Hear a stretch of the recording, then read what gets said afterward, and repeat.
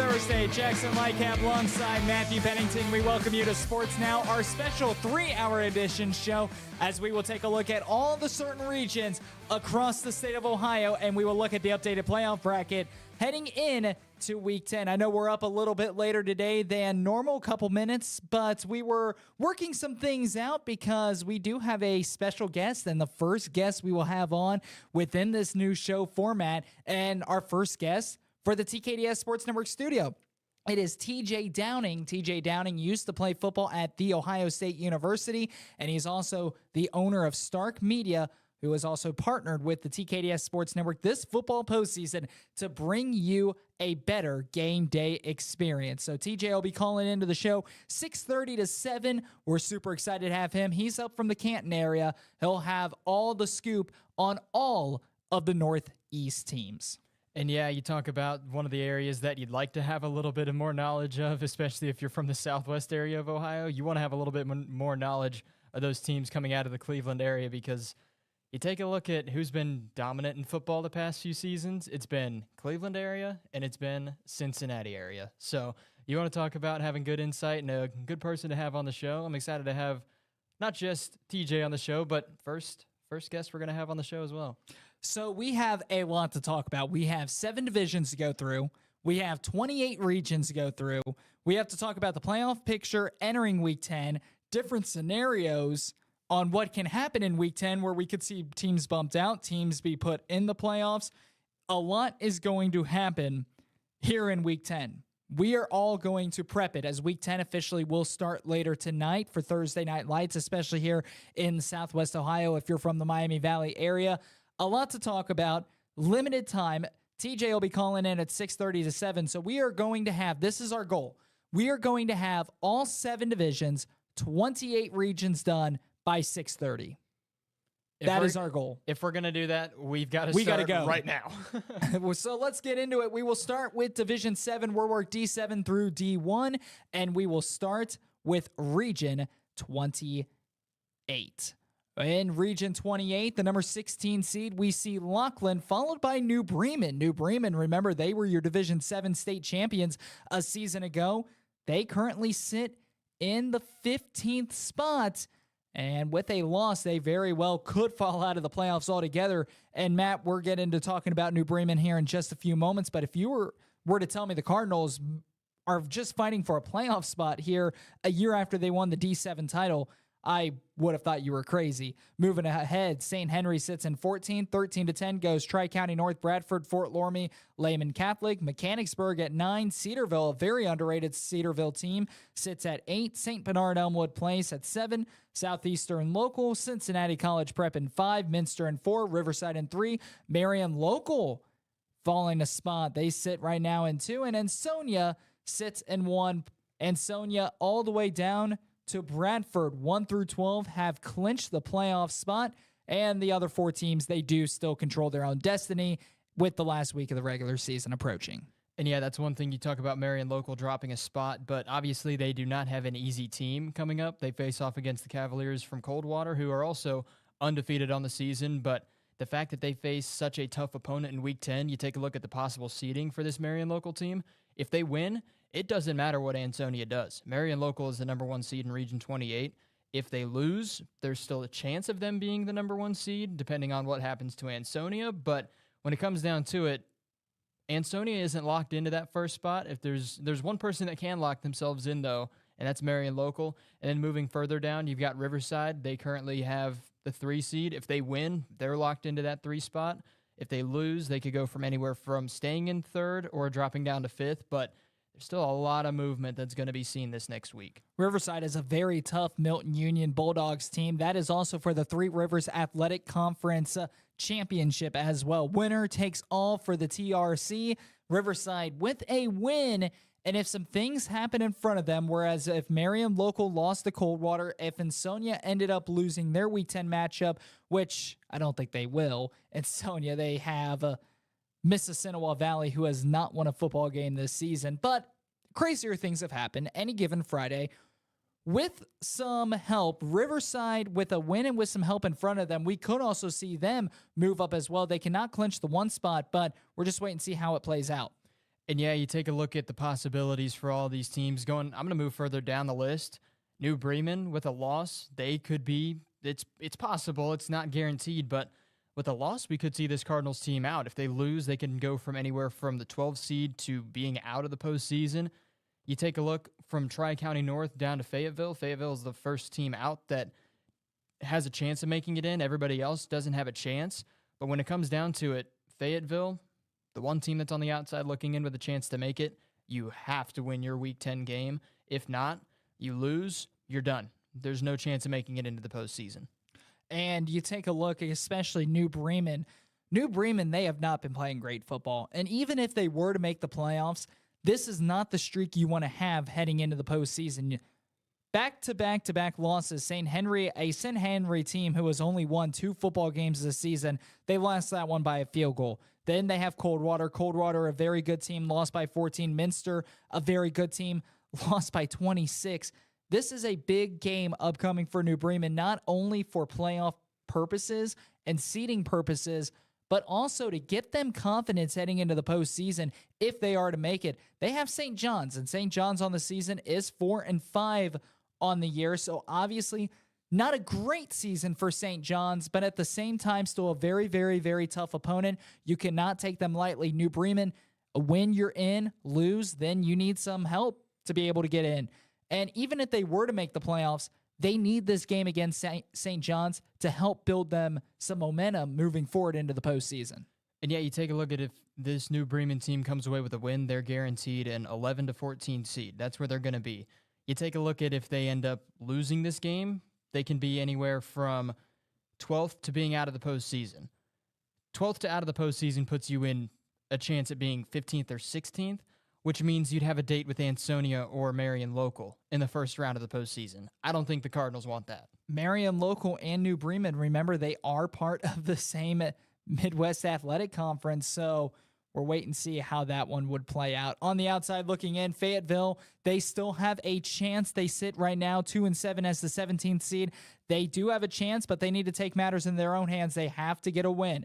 Mathematically eliminated in the 18th spot and 19th spot, Fort Recovery, Catholic Central, and Miami Valley Christian Academy. There's a tie for 19. And sitting at 21, New Miami, they are also mathematically eliminated. 2 teams tied for 22nd. They still technically have a chance, but they're 0-9. It's Covington and Mississinawa Valley. They need a lot of help in front of them if they want to get in. And first off, they have to take care of business in their own hands. Moving on to Region 27. Region 27, 16-1 goes Bern Union. Shadyside sits in 15th. Bridgeport sits in 14th. Bishop Rosecans in 13th. 12 through 9 sits Sciotoville Community. There's a 2-way tie for 10th place between Billsville and South Gallia. And then at 9, Monroe Central. Miller sits in 8.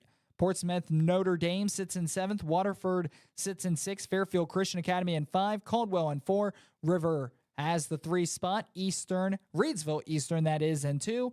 Beaver Eastern sits in 1. We have the top 8 seeds. They have already clinched a playoff spot, plus Bealsville as well. But, Matt, there is a 2-way tie for 10th place, which very, very well could throw a wrench in the entire playoff picture we just talked about. And yeah, you take a look at the potential points of both of these 2 teams that are currently tied right now, South Gallia and Bealsville. You take a look at the potential points that both of these teams can get. There's one team that has a distinct advantage over the other when it comes to the amount of points that they're going to be able to get in this Week 10. Well, potentially that they can get, and that's South Gallia. You take a look, they could potentially get up to 9.17 with a very good win in Week 10. Bealsville can only get to 7.72. So you take a look at the potential points and potential scoring that we could see both South Gallia and Bealsville get. Obviously, they're tied right now, but when it comes down to it, it'd be really hard to say that these 2 teams are going to be tied for that 10 seed after Week 10's done. Absolutely. You know, we talk about who is the 16 seed currently. That's Bern Union out of Sugar Grove. And whereas they don't control their own destiny, the reason because of that, usually when you're the 16 seed entering Week 10, you see them controlling their own destiny. Sugar Grove Bern Union does not, because of that 2-way tie for 10th. So Bern Union, they're a 2-17. They do have a matchup this upcoming Friday against Fairfield Christian Academy, who is 7-2. The Rockets, they got to win this game. At point blank, they have to find a way to win. If they don't, I believe that would be enough to put them out on the outside looking in. But Burn Union, big game upcoming. If they win, obviously, things got to fall in their favor. But I would say going up against Fairfield Christian Academy, a great team. If they win, we could see them. We could see them a lock into the playoffs. And yeah, you take a look at what would happen if Burn Union loses their game. The best they can get if they lose is staying in the 16 seed. If not, they're done. They're out of the postseason. Another thing that is pretty interesting, and it was the same story in Region 28, but you take a look at the very top. This time it's between both Beaver and Reedsville Eastern. Both of those teams, their mascots are the Eagles, funny enough. But you take a look at the potential points for both of those teams. First, the number one seed isn't locked in for either of those two teams. It's all going to depend on what both Reedsville Eastern and Beaver Eastern end up producing this week, because first place, there's no lock-in for the number one seed. There's no, if you win, you're locked into the number one seed. Beaver Eastern could win and still lose that number one seed. So both Reedsville Eastern and Beaver Eastern have a lot that they're fighting for this week. I think the Eastern Eagles will clinch the one seed. I see what you did there. Moving on to Division 7, Region 26. In the 16 spot, Gibsonburg, 4-5 record. Crestview in 15, 14 through 10 goes Edon, Arlington, Leipsic, North Central, and Upper Scioto Valley. Ayersville sits in 9. 8 through 4 goes Lima Central Catholic, Pandora, Gilboa, Waynesfield, Goshen, Antwerp, Hopewell, Loudon, and then 3-2-1 goes Macomb, Patrick Henry, and Calvert. We've seen seeds 1 through 12 clinch their spots. 12 through 15, they control their own destiny. And look at Hardin Northern. Hardin Northern, they're on the outside looking in. They're at the 18 seed right now, but they control their own destiny. And it's very rare that we see an 18 seed this late in the season control their own destiny. But hey, a win, you're in. And yeah, you take a look. If they win, they're going to be anywhere between the 11 to 16 seed. If they lose, it's still possible that Hardin Northern makes it in. It's 15 seed to being out of the postseason. That's what Hardin Northern's looking at with a loss in Week 10. But with a win, they're between 11 to 16. If you win your game, if you're Hardin Northern and you win your game this upcoming week, you have locked yourself into the postseason. So you have to win in Week 10. Absolutely. And, you know, Region 26 has been a very, very competitive region this season. I mean, take a look at some of the teams on the outside. You have Montpelier, I think that's how you pronounce it. I beg your pardon if we're butchering names. They're the 17 spot, 6-3. You have Hardin Northern, who's the 18 spot. They're 6-3. You have Richdale, who's 21. They're 5-4, and they've already been mathematically eliminated. So there's been so many great teams in Region 26, and it's been so competitive that, unlike a lot of the regions we're going to be talking about here in this show, a lot of regions have losing records that are still making the playoffs. Region 26, vice versa, they have a lot of teams that are above 500 and some teams that have already clinched an above 500 finish. Well, they're going to be on the outside looking in. Something rare, especially with the new playoff system that the state of Ohio went with a couple years ago. And yeah, you take a look at those teams that have at least guaranteed themselves a 500 record. I mean, one team that has been mathematically eliminated from the postseason, Ridgedale, they're 5-4 right now, but they are mathematically eliminated this season when it comes to the postseason. They're going to have a 500 record, and they're not going to make it in. And then, not saying Gibsonburg loses Week 10, but Gibsonburg right now, they are currently the 16 seed. With a win, they can be from the 14 seed to being knocked out of the postseason. With a loss, they'll be 15 to being out of the postseason. So Gibsonburg, there's a chance we see a team that's 4-6 possibly make it into the postseason. Obviously, it depends on what Hardin Northern can do. If they win, they'll probably jump Gibsonburg for that final spot. But when it comes down to it, like you mentioned, there's teams that have already locked in above 500, if not at 500 record. And there's a chance we don't see them make it into the postseason. On the outside looking in, Montpelier, they sit in the 17 spot. Hardin Northern, we just talked about them, 18. They're on the outside looking in, but they control their own destiny. Mathematically eliminated is St. John's, Ada, Ridgedale, Ridgemont, Perry, Edgerton, North Baltimore, Mohawk, Arcadia, Hilltop, Cardinal, Stritch Catholic, Van Loo, Corey Rawson, Jefferson, and St. Joseph Central Catholic. Last but not least, for Division 7, Region 25, before we take a break, on the inside looking in, Conotton Valley sits in the 16th spot. They control their own destiny, but Matt, they are the only team in Region 25 who has not clinched a playoff berth. Who has clinched? McDonald, St. Paul, Lipson, David Anderson, Salineville Southern, Catholic Central out of Steubenville, Hillsdale sits in 10, Lowville sits in 9, and here are the teams that currently sit as a home playoff game, but a lot can change within the teams that have clinched. Monroeville in 8, Lucas in 7, Toronto, and no, not Toronto, Canada. Toronto, Ohio sits in 6. Western Reserve sits in 5. New Middletown, Springfield sits in 4. Malvern in 3. Danville in 2. And Dalton in 1. And Matt, you look at who has clinched a home playoff spot.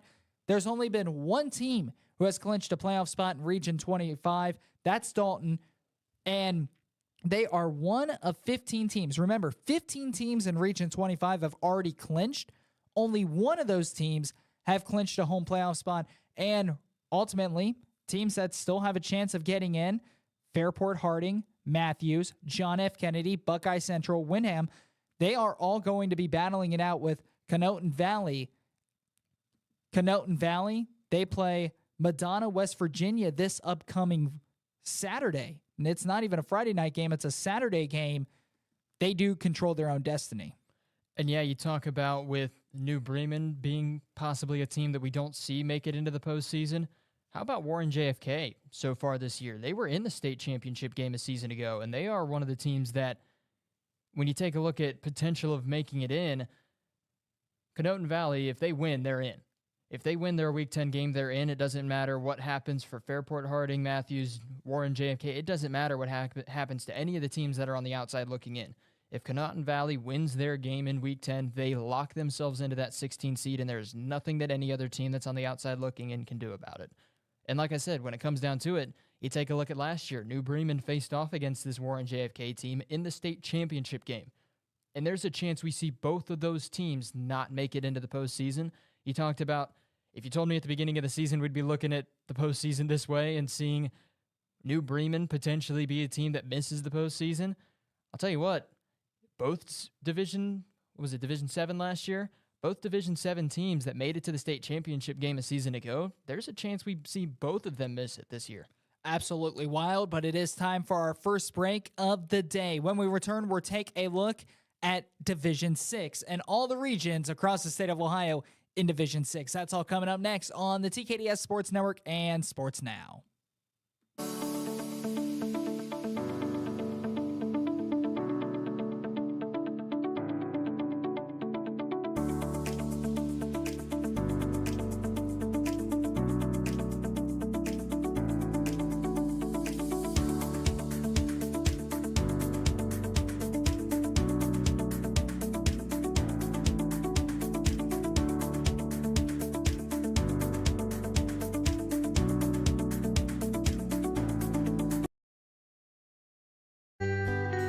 Every day, we find ourselves on a path full of decisions. It's me. Sometimes small and sometimes big.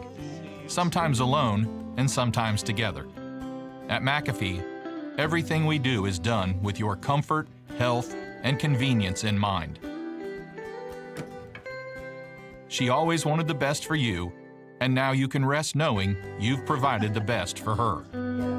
Breathe easy. Choose McAfee.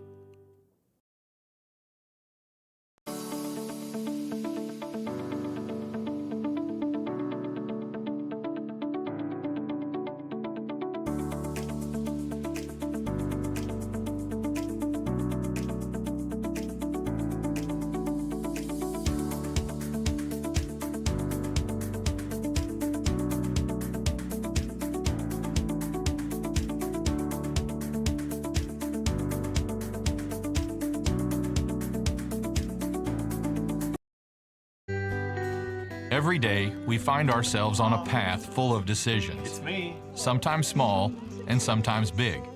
Sometimes alone and sometimes together. At McAfee, everything we do is done with your comfort, health, and convenience in mind. She always wanted the best for you, and now you can rest knowing you've provided the best for her. Breathe easy. Choose McAfee.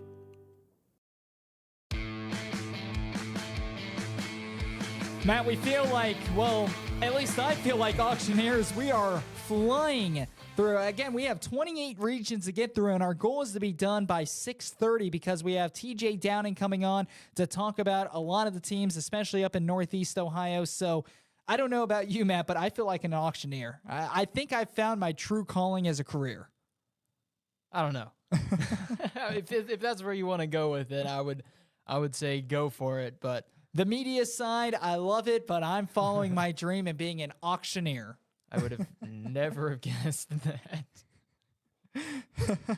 Oh, boy, that'd be absolutely hilarious. Let's move on to Division 6. And I say hilarious not because of any auctioneers out there. I say because I cannot picture myself being an auctioneer. And it'd be funny watching you do it, too. I would struggle. I know that I'm flying through this, but a lot of respect for, I can't talk that fast. Moving on, Division 6, we're going to start with Region 24. For all of the listeners here in the Southwest region of Ohio, these are the majority of your teams. Fairbanks sits at 16. Dixie sits in 15. Both those teams control their own destiny. Arcanum out of the WOAC sits in the number 14 spot. That is a team that does not control their own destiny. But going 13 through 11, these are teams that do control their own destiny. Dayton Christian Parkway and Deer Park. And then all these teams from here on up have clinched a playoff spot. Allen East, National Trail, Twin Valley South, Anna, Tri-Village, Cincinnati Country Day, Paint Valley, West Liberty Salem, Versailles, and Williamsburg. Teams who have clinched a home playoff game: Williamsburg, Versailles, West Liberty Salem, Paint Valley, Cincinnati Country Day, and Tri-Village. And yeah, you take a look at the other two open spots for that home playoff game. It's a battle between three different teams right now. Anna, Twin Valley South, National Trail, those are the only teams that have a chance of being a home playoff team. You take a look at the team directly behind them, Allen East. They have clinched a playoff spot, but with the win, they can only get up to the 9 seed. That's the highest seeding that Allen East is going to end up having at the end of the regular season. If they jump up to the 9 seed, it's possible we see them jump to the 9 seed. It's also possible you take a look at if they lose, there's a chance we see Allen East somehow drop from the 10 seed all the way down to the 16 seed. But you talked about Arcanum, the reason that, at least when it comes down to who they face off against, the reason I would say they don't control their own destiny is because they've got Bradford this upcoming week, who isn't the toughest of opponents when it comes down to playoff caliber and getting yourself a ton of points into the postseason. I mean, you take a look at how many points Marion Local can get by facing off against a very tough Coldwater team. Arcanum's not facing off against a very tough Coldwater team like Marion Local is, so there's not really a chance for Arcanum to shoot themselves up as high as potentially Marion Local, going from the number 2 seed and winning to guaranteeing themselves the number 1 seed, as opposed to Arcanum playing against Bradford, who, like I said, it's going to be a good game for this Arcanum team, but it's not going to be a tough enough win if they do come out on top in Week 10 to propel them far enough ahead of the teams that are on the outside looking in to clinch the postseason. But when it comes down to it, Arcanum, I've got a feeling they should win this game against Bradford in Week 10. But like you said, they're the only team right now that, as of right now, is currently inside the postseason. If it were to start today, they're the only team right now in this region, in Region 24, that does not control their destiny. Everybody else, Deer Park, Parkway, Dayton Christian, Dixie, Fairbanks, if all those teams win, they all lock themselves in. And, you know, you talk about Arcanum and the Trojans. If they win, the maximum amount of points that they can receive is 4.9194. Now, I know this is all confusing. Points are calculated by record, strength of schedule, yada, yada, yada, yada. Arcanum, with a win, we could still see them fall all the way down to 16. And even if Arcanum wins, if they win, let's get this straight. If they win, it gives them a really good chance of making the postseason. But even with a win, if they don't get those maximum amount of points, we could see Lucasville Valley or even Triad try to slide into the picture and that playoff picture, which would ultimately bump Arcanum to the outside looking in. And I'll tell you what, there's one team that you take a look at where they're currently located in the seeding right now. You wouldn't really expect this team to have a really, really good shot at making it into the postseason just because they're 1-8. They're currently the 20th seed. But Chillicothe Southeastern, they face off against a very, very, very tough, I believe it's Chillicothe Unioto, in their Week 10 game, who I believe is 8-1 on the season. So you talk about the potential points that Chillicothe Southeastern can get with a win. they could jump from the 20 seed all the way up to the 10 seed. Wow. It's crazy how much movement that Chillicothe Southeastern can move, but they've got to face off against Chillicothe Unioto, who is 8-1 on the season and has played phenomenally. I was talking about the teams that could and are fighting for those home playoff spots. I also didn't mention the two teams that are currently not even locked in that have a chance at being a home team. You also have to take a look at Deer Park. They can jump all the way up to the 7 seed. And then you also have to take a look at Parkway, who can also jump themselves all the way up to the 8 seed. Outside of that, there's nobody else that can make it that can be a home team in the postseason. And moving on the outside looking in, Lucasville Valley, North Lewisburg Triad, Troy Christian, Chillicothe Southeastern, that is.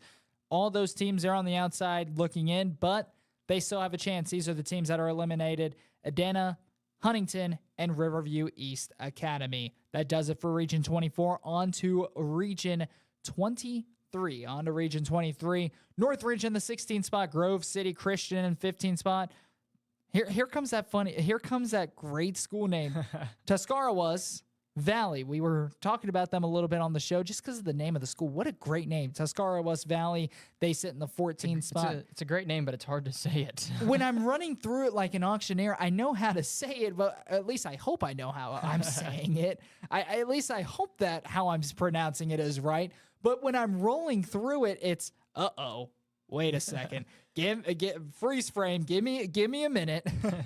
Dawson Bryant sits in 13. Bel Air sits in 12. Trimble sits in 11. Newcomerstown in 10. Grandview Heights has clinched a playoff spot. They sit in 9. And everyone else from here on up that we're talking about here in Region 23, they have also clinched a playoff spot. Elgin, East Knox, Nelsonville, York, Martins Ferry, Northmore, Fort Fry, Garraway, and how about West Jefferson? West Jefferson continuing their dominance, and the Rough Riders, they currently sit right now as the 1 spot. They have clinched a top 4 seed as well.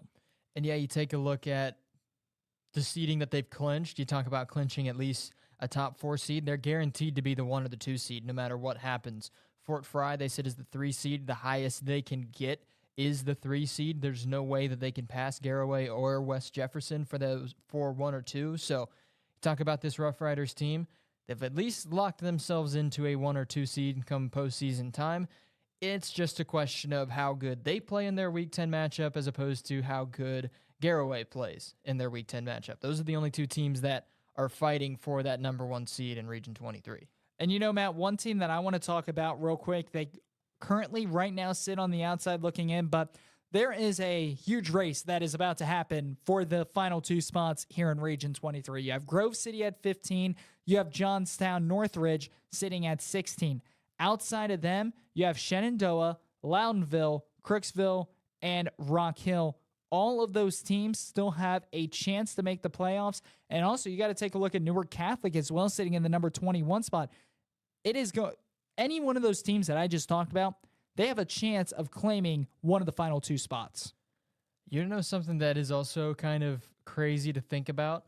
You want to talk about the most movement possible? Look at Trimble and how what their seeding could be. They can jump all the way up to an 8 seed, whether they win or lose. It's possible that Trimble can be an 8th seed, a home team in the postseason. There's also a chance, if they win or lose, they're done. They don't even make it into the postseason. They're currently sitting as the 11th seed, but the range of motion that Trimble can have is absolutely insane. They can be a home team in the playoffs, and this is all on to this final week. There's 1 more week left of the regular season. At the end of the last week of the regular season, Trimble could be a home team in the postseason or not even make it. That is insanity. Absolutely. On the outside looking in, I know I just ran through quite a bit of these teams, but Shenandoah, Loudonville, Crooksville, Rock Hill, and Newark Catholic. Buckeye Trail, they sit in the 23 spot. They still have a chance of making the postseason as well. Just ahead of them, Mount Gilead, they sit in the 22 spot. They are mathematically eliminated. Also on the outside, who are eliminated, Cardington, Lincoln, Belpre, and Oak Hill. Moving along onto Region 22, 16 through 1. Paulding in the 16 spot. Kansas, Lakota in the number 15 spot, Mapleton in 14, Margaretta in 13. I might need some help on this word. Is that Seneca? Seneca, I would say Seneca East. Seneca East sits in the 12th spot, Black River in 11, Crestview in 10, Winford in 9, Western Reserve in 8, Tenora in 7, Ottawa Hills in 6, Cary in 5, Columbus Grove in 4, Colonel Crawford sits in 3, Columbia sits in 2, and Bluffton sits in 1. And yeah, you take a look. I keep talking about teams that can lock themselves in as the 1 seed. If Bluffton win their Week 10 game, they're guaranteed that number 1 spot. But now going all the way down, you take a look at all the teams that have already clinched a playoff spot.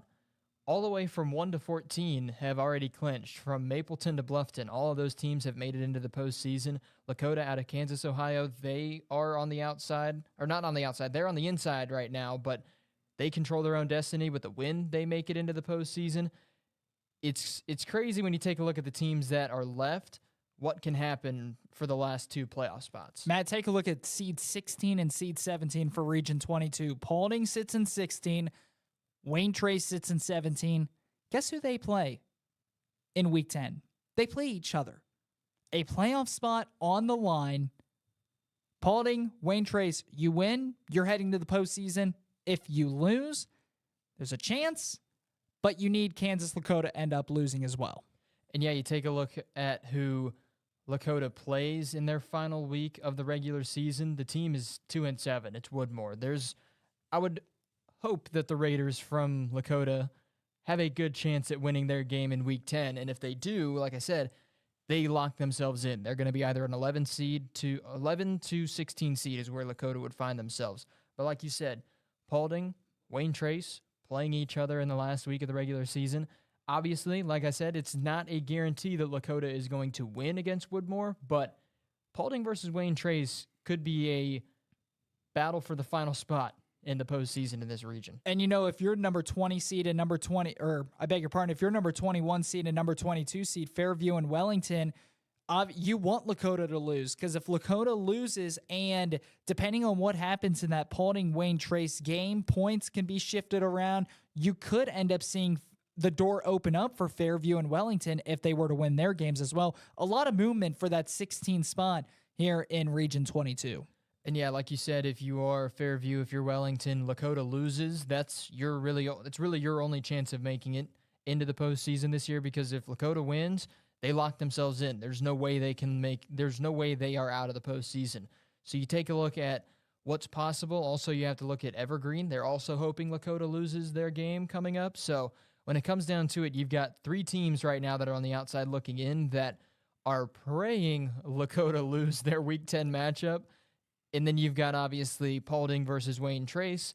The loser of that game is also going to be praying that Lakota loses their Week 10 matchup as well. Evergreen, Fairview, and Wellington on the outside looking in. We just talked about them. Wayne Trace also on the outside looking in. We just talked about them. Their game, they control their own destiny as they face off against Paulding this upcoming week. And eliminated in Region 22, Riverdale, Van Buren. We also have Woodmore, Northwestern, Hicksville, Bucyrus, and Oberlin. I really hope I'm saying these school names correctly. I think it was Bucyrus. I think that's how you say that one. Beg your pardon. I am so sorry.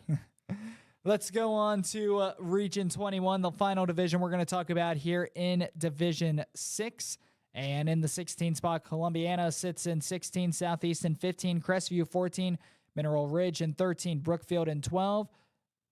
LaBray, I think is how you say it. I think you got that one right. LaBray sits in 11, Rittman in 10, Cardinal in 9, Canton Central Catholic in 8, Jackson Milton in 7, and Pymatuning Valley sits in 6, Cuyahoga Heights, sits in 5th, Mogador sits in 4th, United in 3rd, Rootstown in 2, and Kirtland in 1.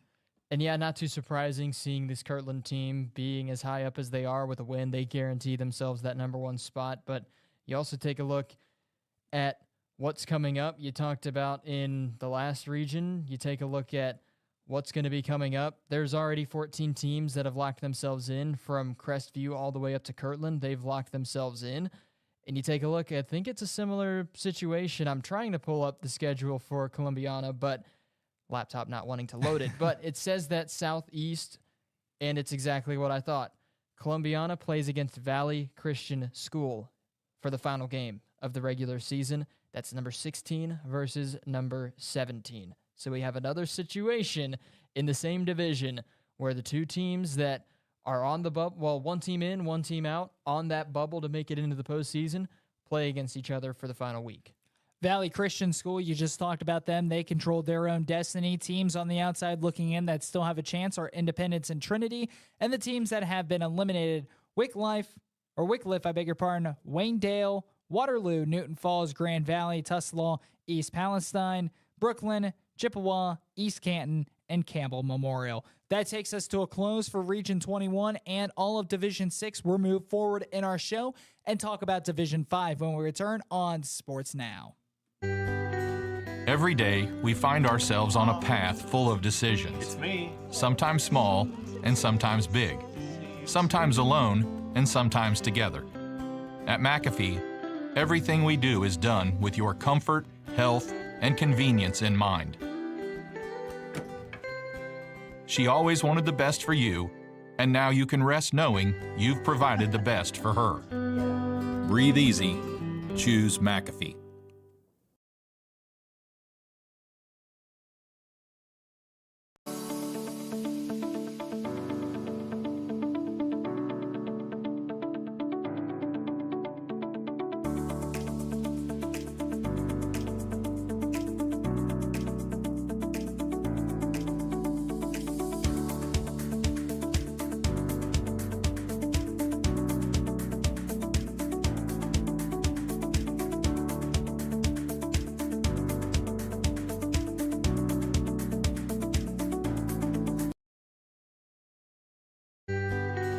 Every day, we find ourselves on a path full of decisions. It's me. Sometimes small and sometimes big. Sometimes alone and sometimes together. At McAfee, everything we do is done with your comfort, health, and convenience in mind. She always wanted the best for you, and now you can rest knowing you've provided the best for her. Breathe easy. Choose McAfee.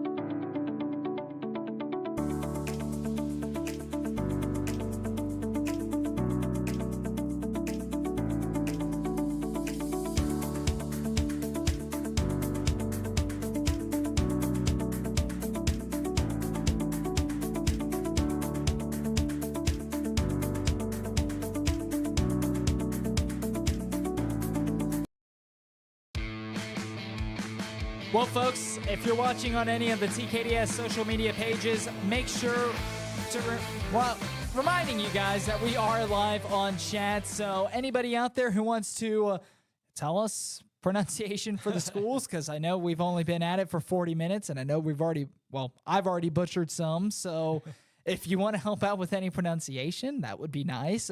But make sure to drop some of your hot takes, some of your comments down below. We are live in chat. We will see them. And if we like them, we'll throw them up on the screen as well. Jackson Lightcap alongside Matthew Pennington, our engineer, Kevin Fowler. TJ Downing will be our special guest later on in this show. And let's continue on. We're through D6. We're through D7.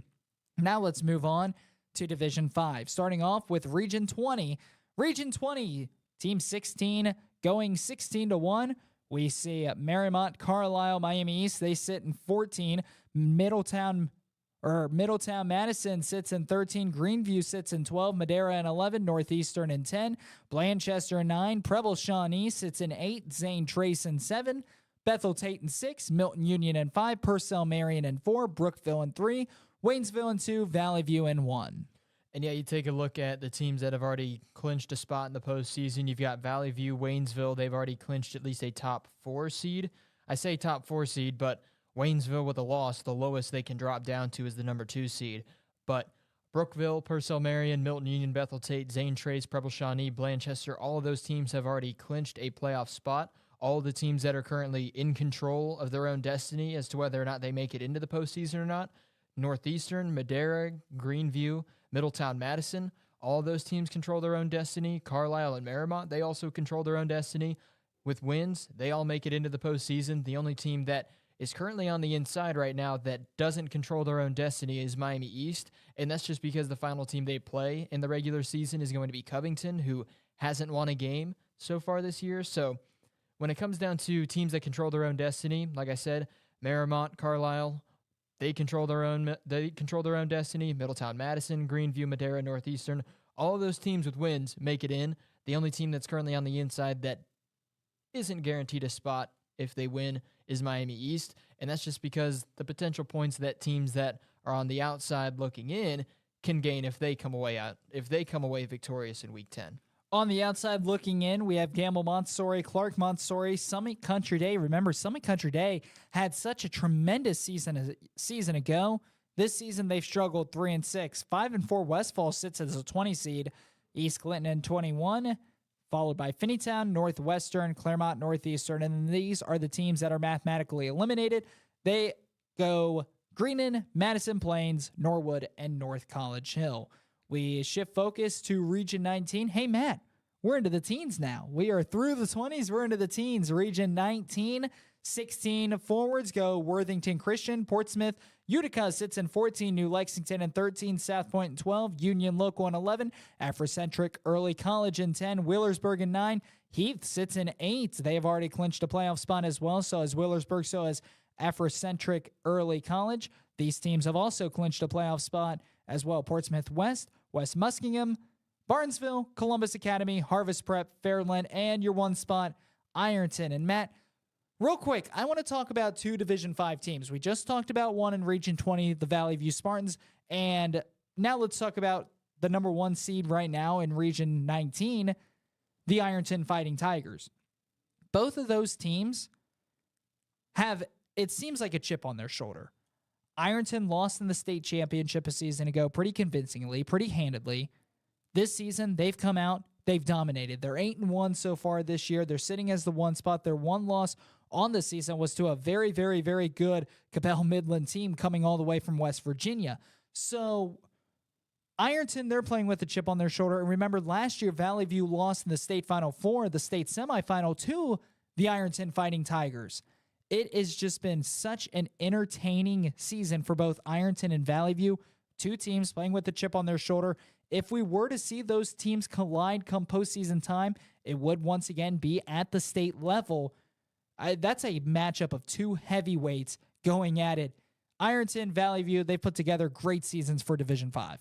I'll tell you what, we talk about, and you mentioned the teams that have a chip on their shoulder, but I'm looking a little bit further ahead. You'll bring up this team when you read through Region 17, but Canfield South Range, state champions in Division 5 a season ago, they're also putting together a really, really good season so far this year. They're 8-1. They sit as the number 2 seed in Region 17. So there's a lot of continuation of what we saw from a season ago when it comes to teams that have made it at least, well, obviously, it's not safe to say these teams are going to make it far into the postseason to the state level, but when it comes down to how these teams have played so far this year, you get the feeling that there's a really good chance we see some of the same teams that we saw at the state level last year making it to the same level this year. And Matt, real quick, let's talk about, you brought up Canfield South Range.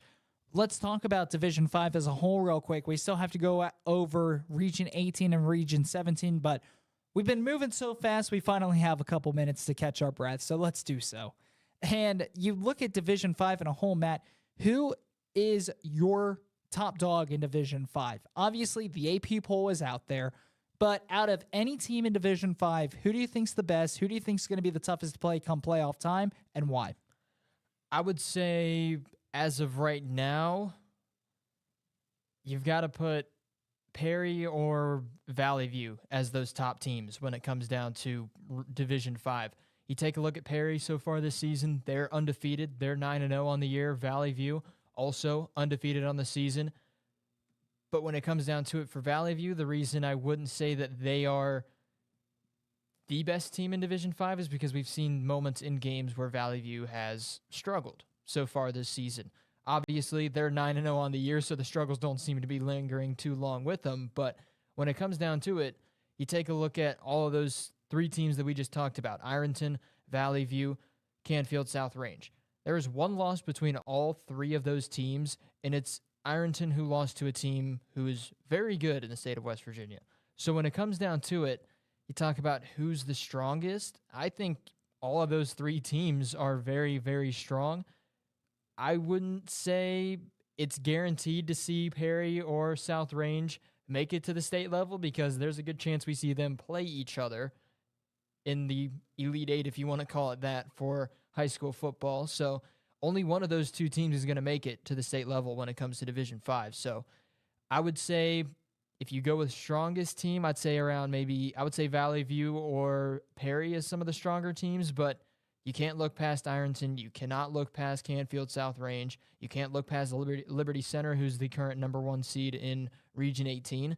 You can't look past any of the teams that are currently towards the top of the region right now. Matt, another team that you didn't mention about that I'll touch base on real quick is Coldwater. Coldwater comes out of a very tough MAC conference, and obviously we talk about the MAC a lot on this show, and it's because they're the most dominant. That's the most dominant conference, not just for football, but for any sport across the entire state of Ohio. So when you take a look at what Coldwater brings to the table, they're going to have a great true test this upcoming week against Marion Local. Coldwater, they sit third right now in the OHSAA AP poll heading into Week 10 with a win against a very dominant Marion Local team who has won over 40 straight consecutive games. Wouldn't that surprise me to see Coldwater get enough votes to move up to at least number 2 in Division 5, maybe be able to knock off Perry as well. We're waiting to see. And yeah, I mean, you take a look at, obviously this is me jumping ahead and we're bringing up this Coldwater team, but you take a look at if they win against Marion Local, they currently sit as the number 5 seed in their region. If they win, obviously you'd have to have Liberty Center lose. But if Coldwater wins, there's a chance they can be the number 1 seed and jump from the number 5 seed to the number 1 seed in their region. So when it comes down to it, Coldwater is a team that you have to keep an eye out for, especially because this Cavaliers team, in years past, their only kryptonite has been Marion Local. But outside of that, there's not really been many teams that have been able to do much to this Cavaliers squad. On the outside, looking in for Region 19 that have a chance, we have Minford, Centerbug, Pennington, Chesapeake, Meadowbrook, and Wellston. And the teams that are mathematically eliminated having no chance at the playoffs, Northwest Amanda, Clear Creek, Liberty Union, Alexander, Meigs, and Bidwell, River Valley. On to Region 18 for Division 5, 16-1. North Union sits in 16, Fredericktown in 15, Elmwood sits in 14, followed by Spencerville, Indian Lake, Highland, Eastwood, and Pleasant. And the 8th spot up goes Genoa Area, Huron, Liberty Benton, Coldwater, Edison, Archbold, Oak Harbor, and Liberty Center. 1 through 12 seeds have clinched a playoff spot. And yeah, you take a look at teams that have clinched a home playoff spot too. Archbold, they currently have clinched at least a top 8 seed. There's no team right now that, believe it or not, with how close it's been, there's no team that's clinched a top 4 seed out of everybody that's left when it comes to making it into the postseason and who has clinched a home playoff spot. There hasn't been anybody that's clinched a top 4 seed, but Liberty Center, Oak Harbor, Archbold, all those teams have at least clinched a first-round home playoff game. But like I said, and it kind of makes sense because we talked about Coldwater being the number 5 seed. It kind of makes sense, though, that there hasn't been any teams as of right now going into the final week of the regular season that have clinched a top 4 seed in this region. And on the outside, looking in, these are the teams that still have a chance, a very competitive region as well. We have Port Clinton in 17, Otsego. I think I said that name right again. Again, we're live in chat. Anybody who has pronunciation tips, please let us know.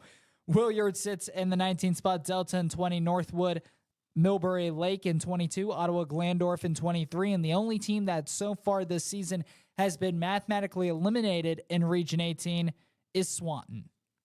And yeah, the reason they're the only team that's been eliminated is because they don't have a win on the season. Everybody else right now has at least one win. Ottawa Glandorf, the only team that is a one-win team in this entire region. And you talked about how competitive this region is.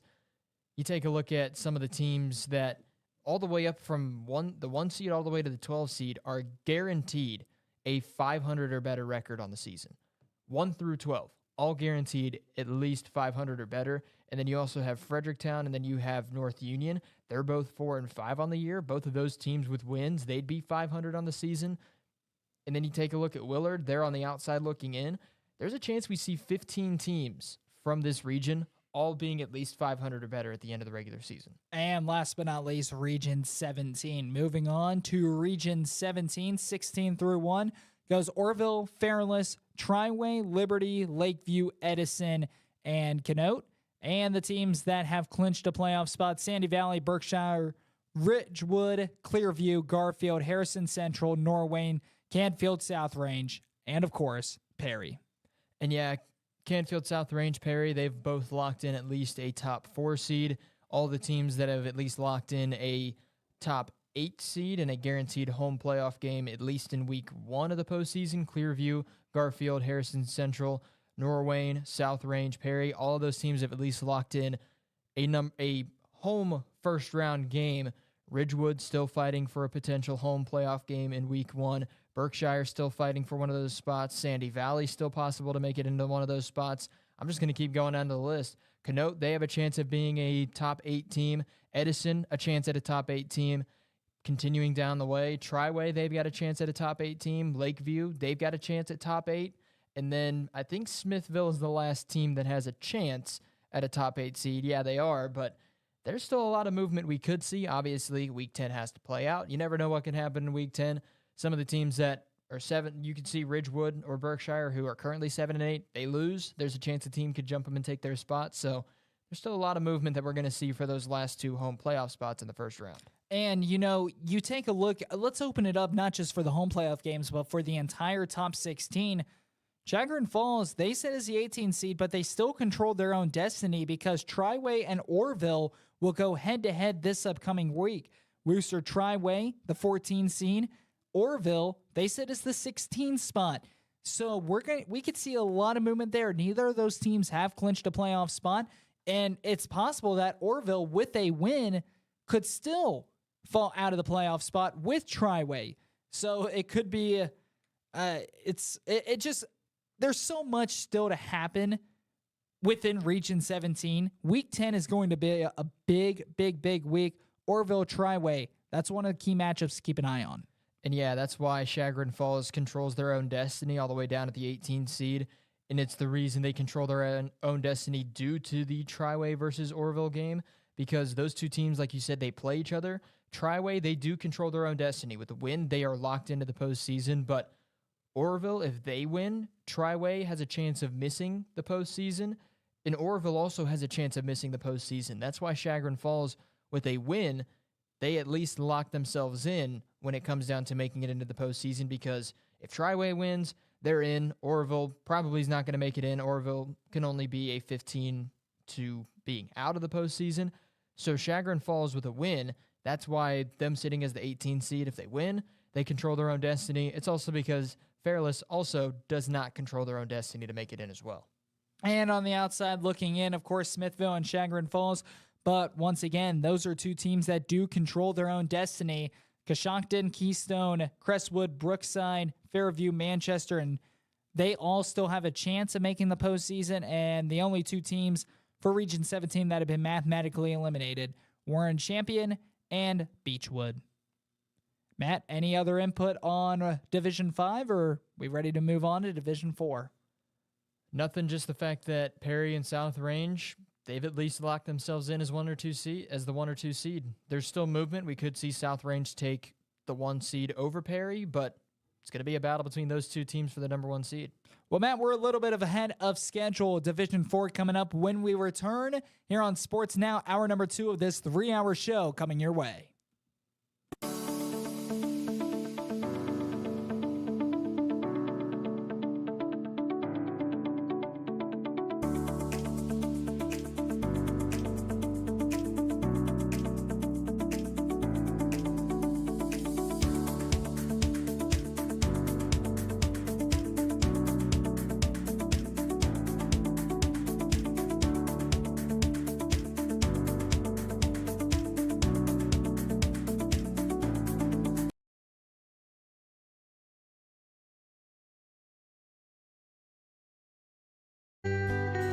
Every day, we find ourselves on a path full of decisions. It's me. Sometimes small and sometimes big.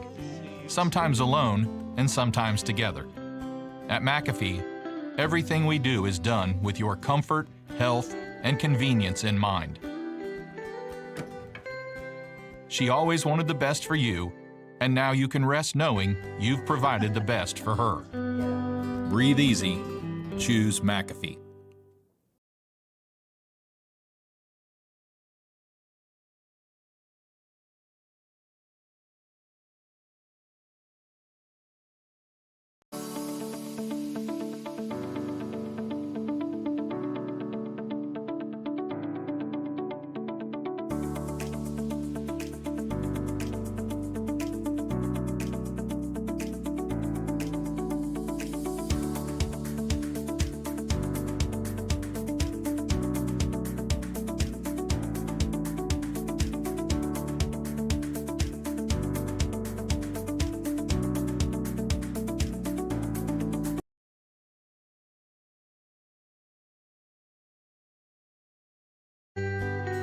Every day, we find ourselves on a path full of decisions. It's me. Sometimes small and sometimes big.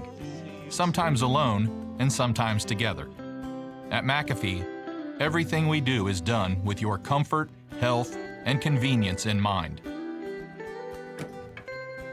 She always wanted the best for you, and now you can rest knowing you've provided the best for her. Breathe easy. Choose McAfee.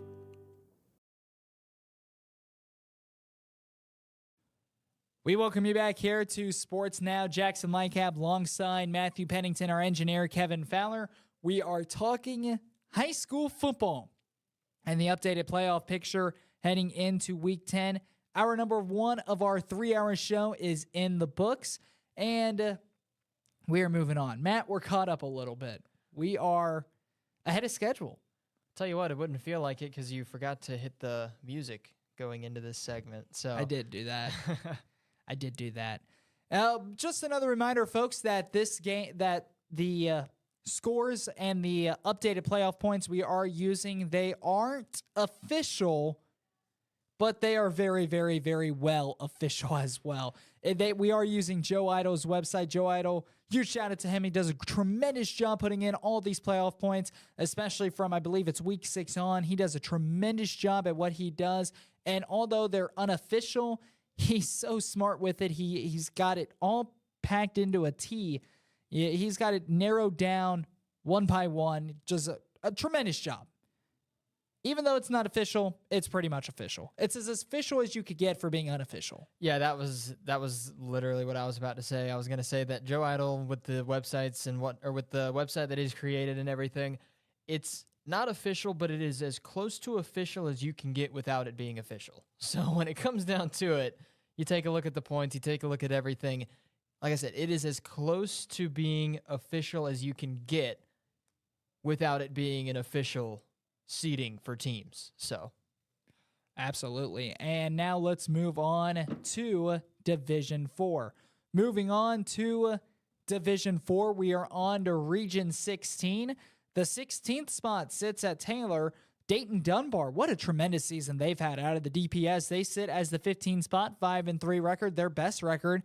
Quite a few years. Urbana, they control their own destiny at 14 out of 7-2 record, followed by Reading in 13, Roger Bacon in 12, Washington in 11, and then these teams up 10 through 1 have clinched a playoff spot. It goes Waverly, McNicholas, Eaton, Alter, Shawnee, Indian Hill, Wyoming, Taft, Chillicothe, Unioto, and the one spot, and the only team that we've talked about so far in any of the previous regions we've talked about that has clinched the number 1 seed is Clinton Massey. I wish I could pull it up because my laptop will not load, but take a look at what Urbana can get seeding-wise with a win. Obviously, if they win, they lock themselves into the postseason, but the team that's currently the 14 seed with a win in Week 10 can jump all the way to the 3 seed. That is insane for a team who currently sits as the 14 seed. And Jackson, you and I have been really high on this Hill Climbers team so far this year. They're 7-2, currently the 14 seed. And you might think, how is a 7-2 team the 14 seed? It's because there's currently one team inside the postseason, or inside the hunt right now for the postseason, that is below 500, that being Taylor at 16. And then you've got McLean, who's the 17 seed. They're 5-4. So you take a look at all the teams that are currently at the position of making it into the postseason / right on that bubble. There's a lot of teams around that 500 mark. And Urbana, when it comes down to some of the teams that are ahead of them, Urbana hasn't played as tough of a schedule so far this season, but it's just crazy. Obviously, Urbana, they control their own destiny. They win, they're in. There's no other way of putting it. But the fact that with they win, we could see this Urbana team jump from the 14 seed. It's tough to say that it's going to happen because of all the teams that are currently above them and how good the teams are towards, especially towards that 3 to 7, 3 to 8 seed. There's a lot of good teams up in that area. But Urbana has a chance with a win to jump from 14 to 3. That would be insane. Matt, you mentioned it. We've been high on the Hill Climbers all season long. We talk about them every Saturday on our Saturday show, Mind the Way. I'm going to plug it as well right here. Make sure to tune in to Sports Now, 8 to 11 a.m. Saturday mornings. But no, Matt, going back to what we were saying, the Urbana Hill Climbers, I think that they've been one of the more underrated teams in the state of Ohio this season. You take a look at their schedule. Yes, they have not played a tough schedule, but at the same time, they've done exactly what they've needed to.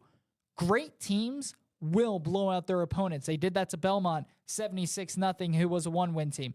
They did that to Graham, 51-14, who hasn't won a game this season. They did that to Bethel back in week 3, 42-17. That's another team who's only won 2 games. They beat North Union by 3.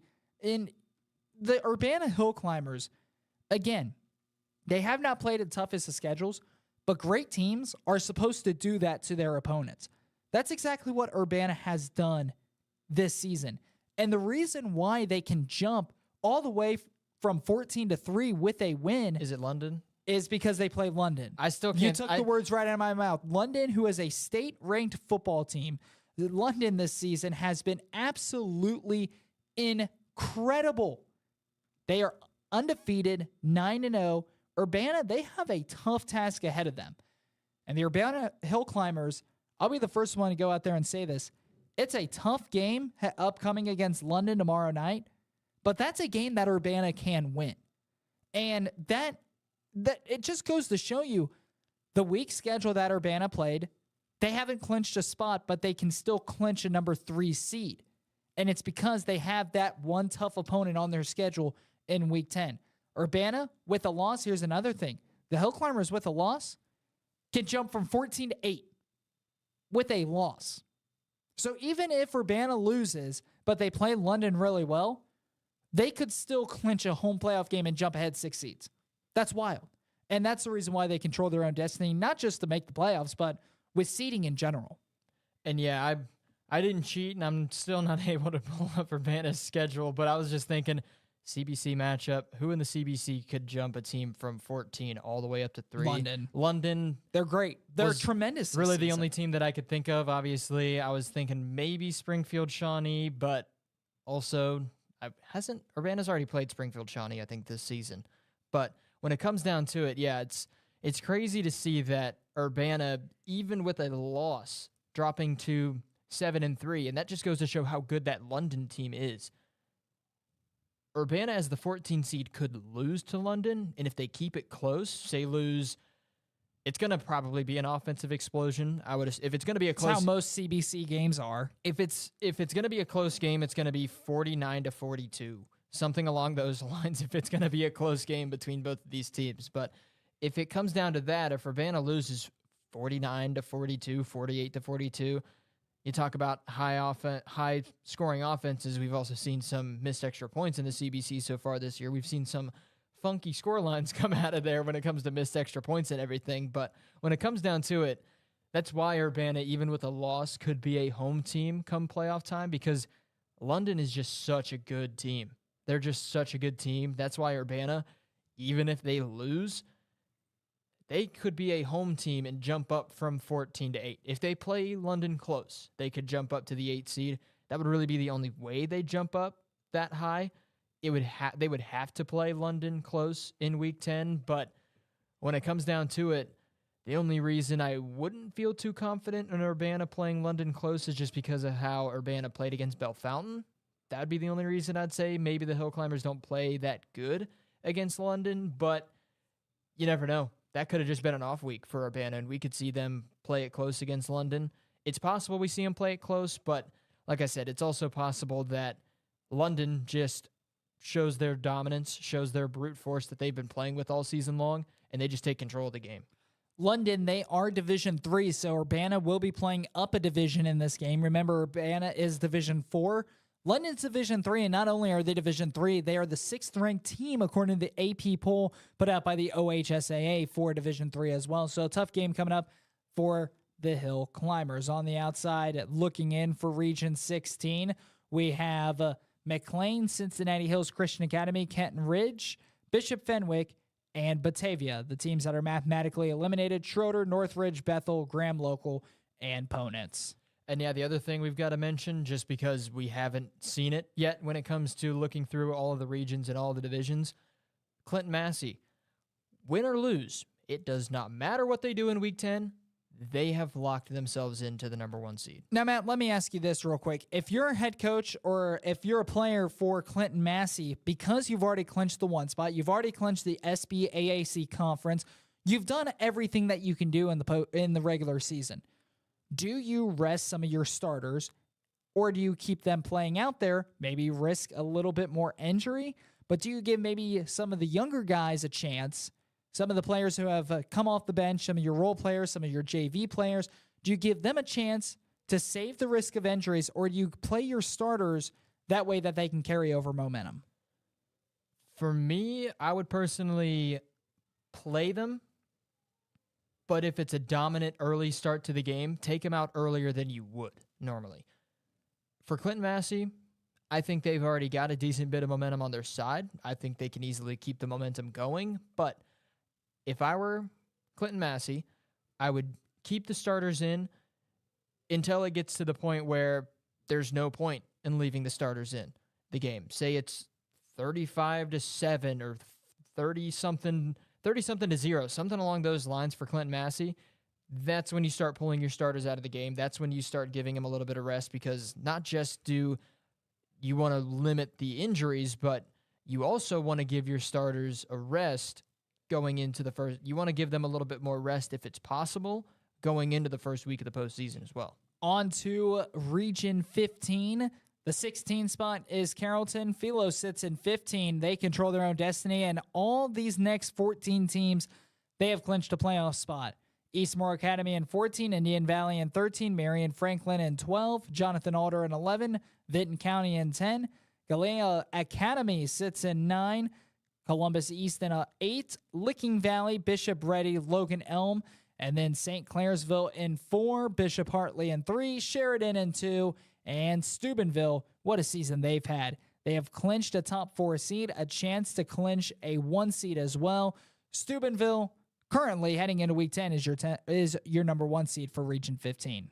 And yeah, the 3 teams that have at least clinched a first-round home playoff game, Bishop Hartley, Sheridan, and Steubenville, all of those teams already clinched a first-round home game. Steubenville, the only team that has clinched a top 4 seed in Region 15. But you take a look at the possibilities of teams that are on the outside looking in. You've got one team that is the 18 seed right now, and that's the other thing with this region too. You take a look at all the teams that are on the outside looking in. Every single team that's on the outside looking in is going to have a 500 record or better at the end of the season. Moves all the way down to the 19 seed. From the 14 seed to the 19 seed, everybody is 5-4. And then you've also got Marion Franklin, they're also 5-4. And then you've got Indian Valley, they sit at 6-3. But when it comes down to the competitiveness in this region, it has been competitive amongst a ton of teams so far in Region 15. And you talked about the teams that have already clinched a playoff spot, from Eastmoor Academy as the 14 seed all the way up to Steubenville. Everyone in between has made it in, but there's still a decent bit of movement, especially as I was bringing up the 18 seed Johnstown. If they win, they're in. They have a chance of being a 12 to 16 seed if they win their Week 10 game.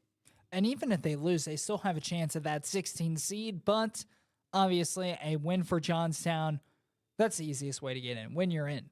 On the outside looking in, McConnellsville, Morgan, Johnstown, Fairfield, Union. Those are the teams that have a chance, and here are the teams that are eliminated. Claymont, Warren, Maysville, Lakewood, Kip Columbus, Indian Creek, Buckeye Local, Cambridge, and Riverview. And yeah, that's the one thing you talk about teams that have a chance of making it in and how competitive this region has been. That's why there's so many teams that even would have a chance in other regions to make it in. I mean, you take a look, a couple other regions we've talked about, we've got teams that are just around, if not a little bit below 500 that have a chance of making it in. At 3-6, Claymont doesn't have a chance of making it in. Warren, they're 4-5. They can't make it into the postseason at all. We could have a 500 team not even make it into the postseason. So it goes to show the competitiveness that we have seen in Region 15 and how tough of a region it is this season to have a team that could end up being 500 on the season, and they might be the 20 seed at the end of the regular season. It's crazy how competitive it's been. Absolutely. Let's move on to Region 14. Region 14, 16 through 14, they all control their own destiny. Elyria Catholic, Lima Bath, and Cleveland Central Catholic. And moving up the list, these are the teams that have clinched a playoff spot. Bryan, Fireland, St. Mary's Memorial, Napoleon, River Valley. Bellevue sits in the 8th spot. I'm going to need some help with this one. Is that Wauseon? Wauseon. I think you got that. Again, we're live in chat. Anybody who has pronunciation tips, leave them on down below. Wauseon sits in 7. Van Wert in 6. Galeon sits in 5. Glenville in 4. Glenville, what a season that they've had. They've played a very, very tough schedule. Cleveland Glenville, that is a team that could be the most underrated team in the state of Ohio. Millersburg West Holmes in 3. Shelby in 2. And Sandusky Perkins in 1. Well, I talked about Clinton Massey so far being the only team that we've seen that win or lose have locked themselves into the number 1 seed. Scratch that. Sandusky Perkins can also claim that title. Win or loss, that team, Sandusky Perkins, it does not matter if they win or lose. I think it's the same way we were talking about how Clinton Massey should play this Week 10. I think it's the same for Sandusky Perkins. Depending on how potentially quick you get to a decent enough lead where you feel comfortable pulling your starters out of the game, I think you keep them in. But Sandusky Perkins, win or loss, doesn't matter. They're going to be the 1 seed in Region 14. Matt, let's take a look at the Glenville Tarblooders. Right now, they currently sit as the 4th spot, but Glenville, we mentioned it. We mentioned it last week on this show. Glenville and the Tarblooders have got to be one of, if not the most underrated football teams in the state of Ohio. Take a look at what they've played. They have not been talked about, it seems like, much. But look at who they have played. And, Matt, I also will say this. One of the reasons why Glenville, you would expect after the season they had a year ago, that they would be at a 1 or a 2 seed currently right now for Region 14. One glaring aspect of their season that could be holding them back from that is their game against IMG Academy. They lost that one, but that game did not count for OHSAA rankings. If they played a team that did count for OHSAA rankings, we could see them have more points, and we could see them quite a bit higher up on this list. And yeah, that's one reason that game, obviously, it's not that it hurts Glenville because IMG Academy is one of the best schools and teams that you are going to play against in the entire the entire country. IMG Academy is a college football, almost it feels like a college football producing factory down there in Bradenton, Florida. So when it comes down to it, obviously that game against IMG does not count towards points for this Tarblooders team, but at the end of the day, I don't think that that's a bad thing, just because this Glenville team, if you're facing off against one of the best teams in the entire country, obviously the game wasn't that close when it comes down to the final score, but you're still getting your team experience against probably the toughest team you're going to play the entire season. I don't think there's a team in Division 4 that is going to be as good as IMG Academy is.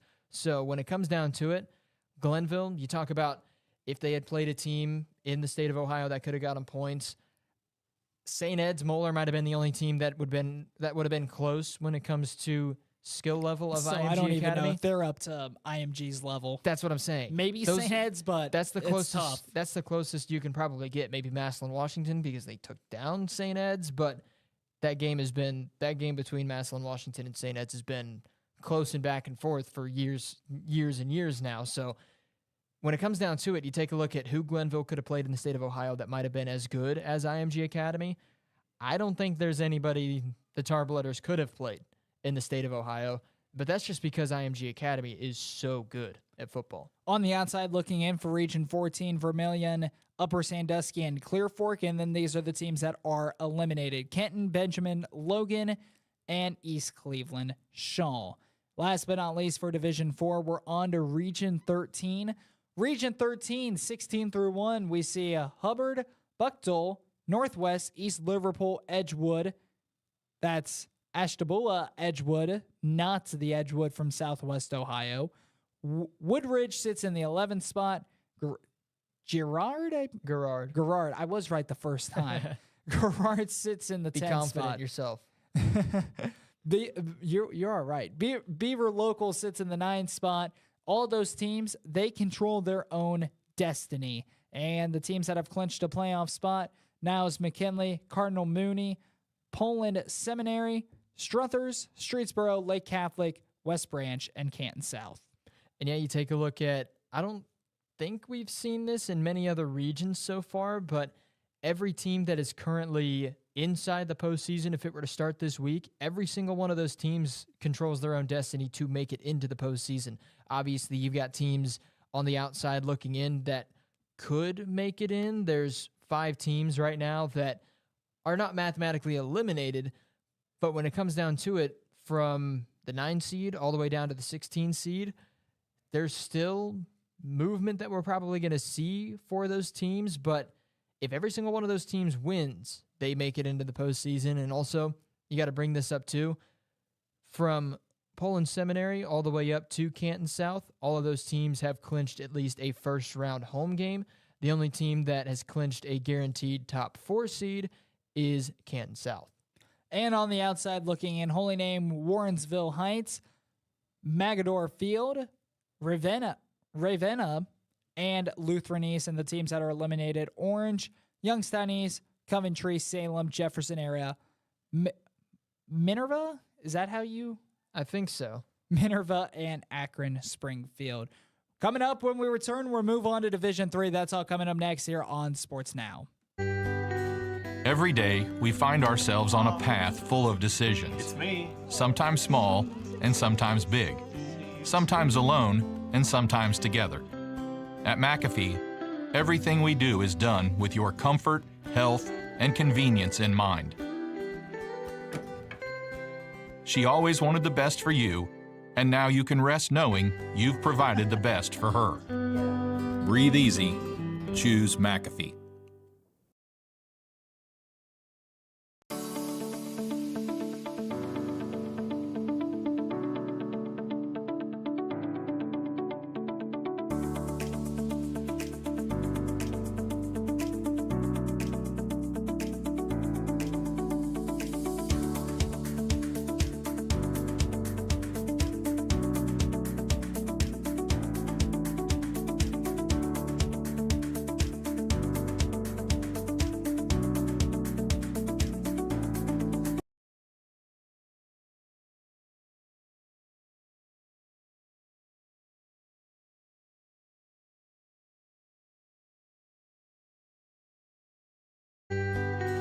Every day, we find ourselves on a path full of decisions. It's me. Sometimes small and sometimes big.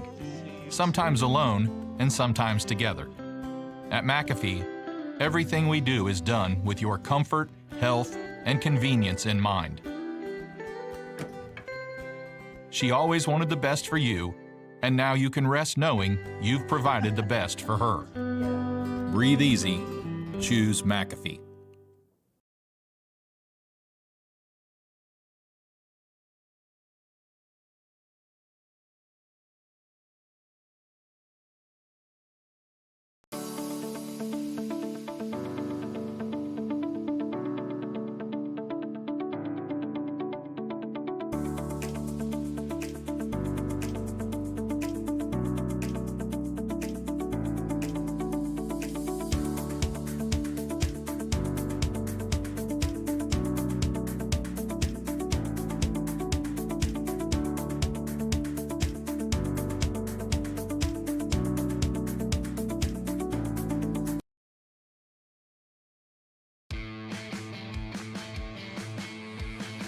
Back here on Sports Now, Jackson Lightcap alongside Matthew Pennington. Once again, another reminder, we are live until 7. We know usually the shows during the week will go till 6. This is a special edition show.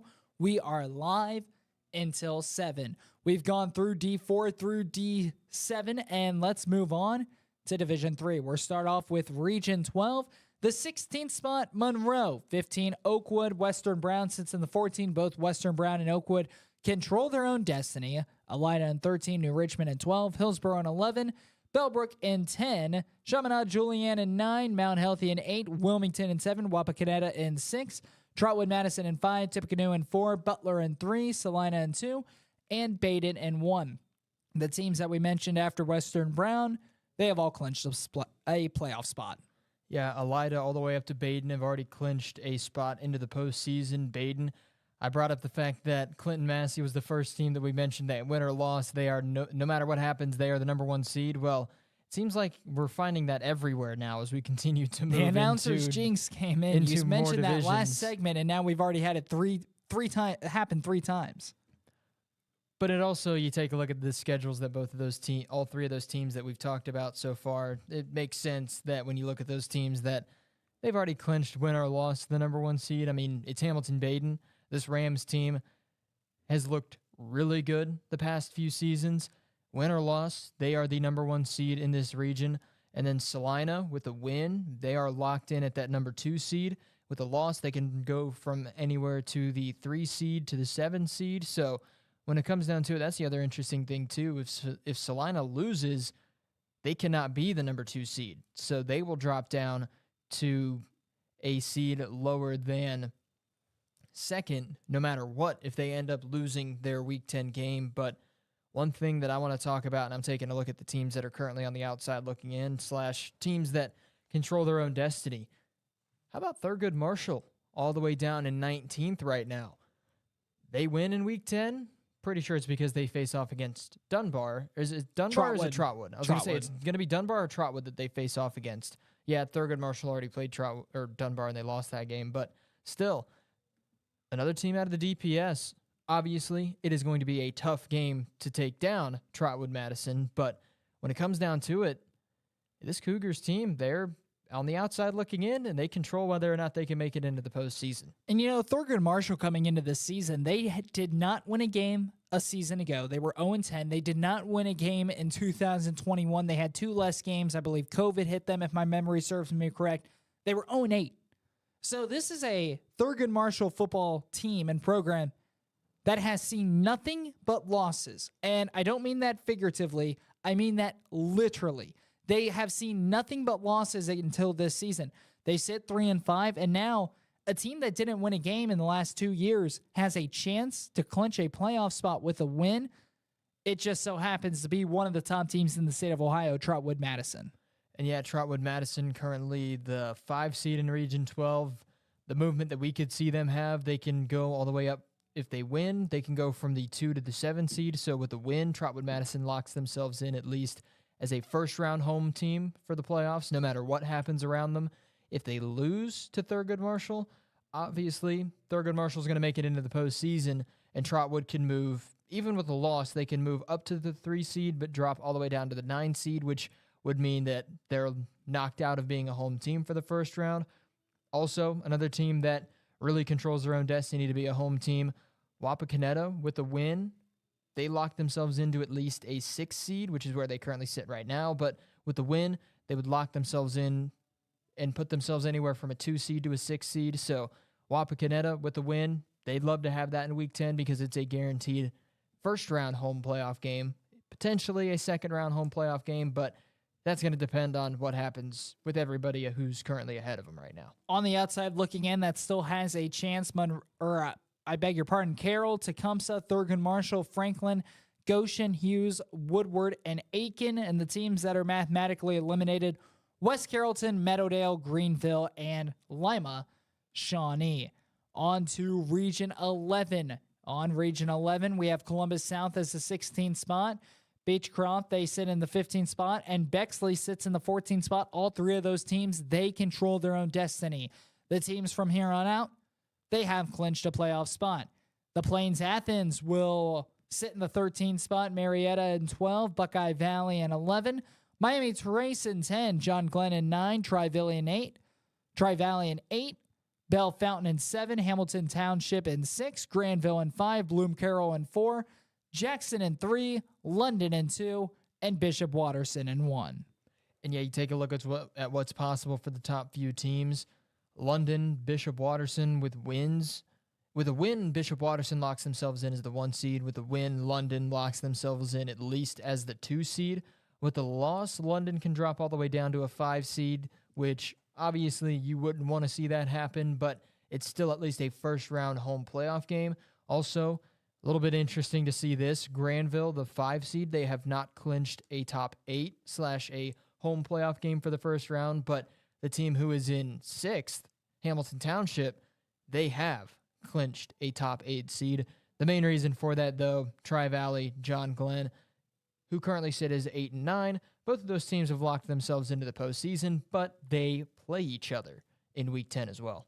And there's just a lot of movement still to be done within the Region 11, the top 16 teams. And on the outside looking in, we have Whitehall, Yearling, Chillicothe, and Circleville. Those 3 teams we just talked about, they still have a chance to find their way into the postseason between 14.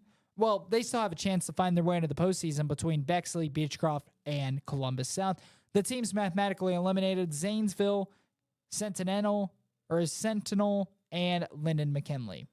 Yeah, you've got those 3 teams, Zanesville, Centennial, Linden, McKinley, all done when it comes to potentially making it into the postseason. But I talked about not many regions so far that we've seen so far have teams that are in all the teams that are on the inside of the playoffs if it were to start today, controlling their own destiny. But in this region, Bexley, Beechcroft, Columbus South, all of those teams would be 14, 15, and 16.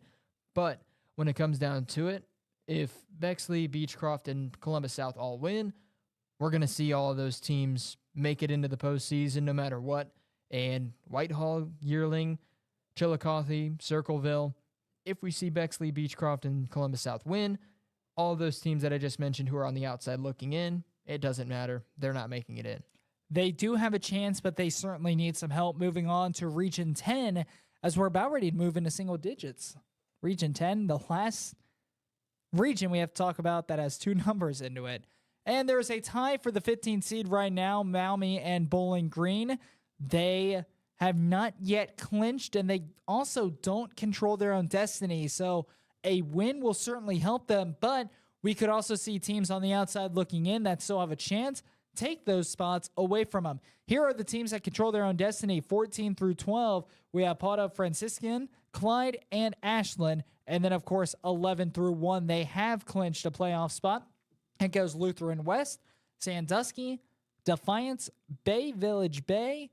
The number 7 spot is Medina Buckeye. Number 6 is Ontario. Mansfield Senior sits in 5, Rocky River in 4, Tiffin Columbian in 3, Norton in 2, and Toledo Central Catholic in 1. No surprise there.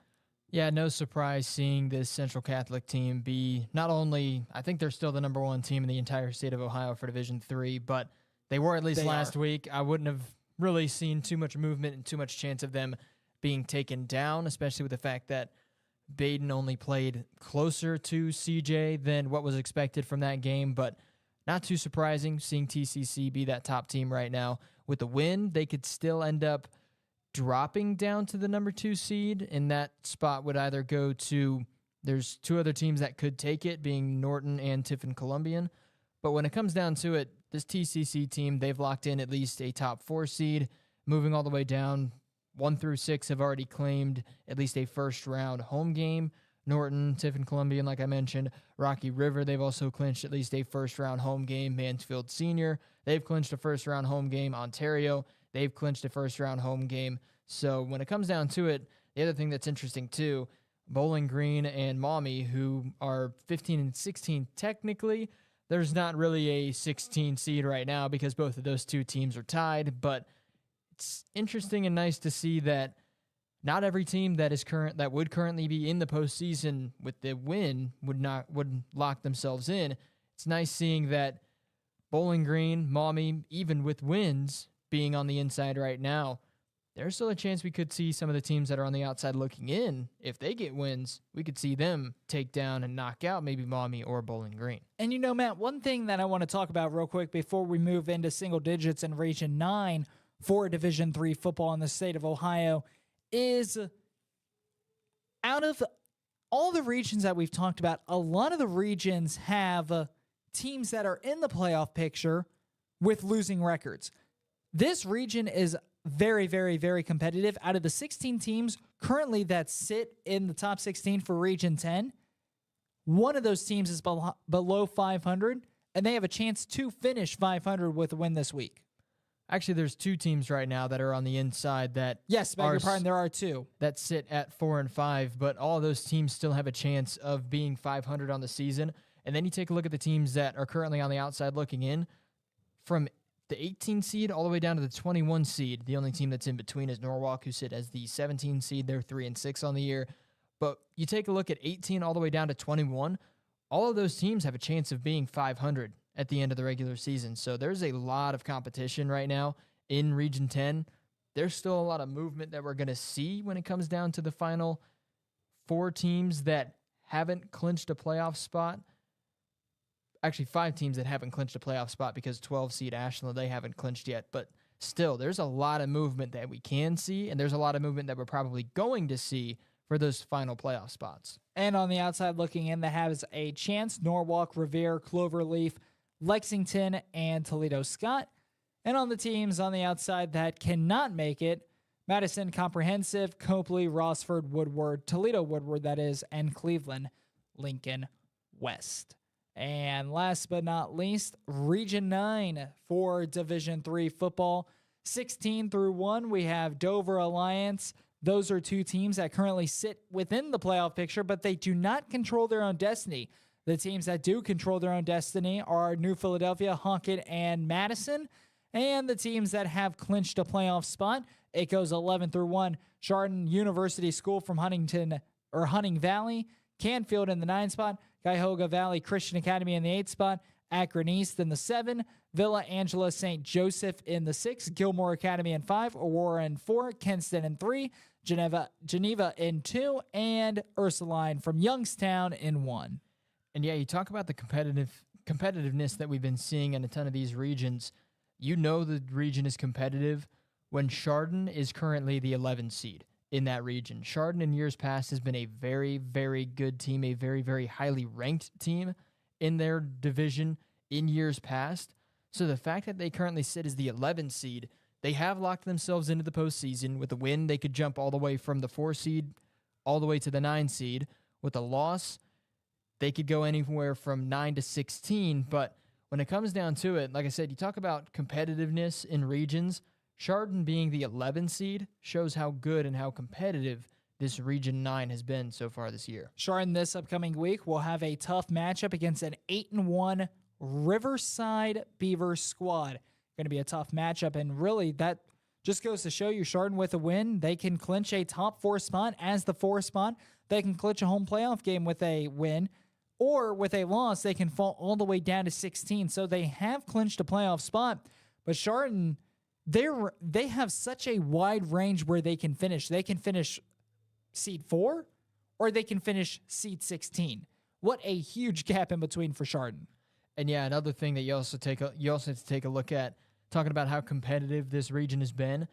The former state champion, Canfield, is currently 9th right now in this region. Obviously, it's not to say that a team that won the state championship last year is guaranteed to be a top team. I mean, take a look at New Bremen right now. They won state. Warren JFK, for that matter as well. I'm talking about teams that won state a season ago. Warren JFK lost to New Bremen a season ago. I thought we were talking teams in the state. No, I'm talking about teams that won it, but New Bremen won it last year. They are currently the 14 seed in Region 28 with a chance to not even make the postseason. Obviously, that's not the case for Canfield. Canfield, they've already locked in a playoff spot, but it goes to show how competitive this region is with the fact that Canfield, state champions a season ago, they're only the 9 seed right now. On the outside looking in, these teams all have a chance of taking away either a spot from Madison, Hawken, New Philadelphia, Alliance, or Dover. Youngstown Cheney sits in 17. Notre Dame Cathedral Latin sits in 18. Talmadge sits in 19. Marlington in 20. Bedford in 21. And I might need some help on this one. West Cayuga. West Cayuga. I think we had that same pronunciation tip last week as well. Hopefully it's right. Cayuga. We're live in chat. Any pronunciation tips, please send them our way.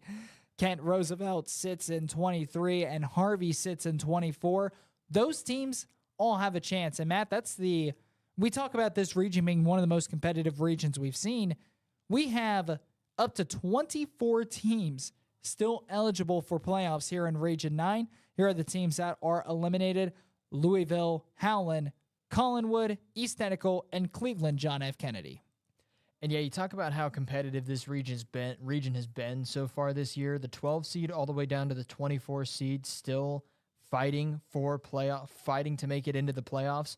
Obviously, Madison, Hawken, and New Philadelphia with wins, they all make it in, and that means it's only from seed number 15 all the way down to 24 fighting for playoff spots. But it's still up in the air from the 12 seed all the way down to Harvey out of Paynesville in the 24 seed to make it into the postseason.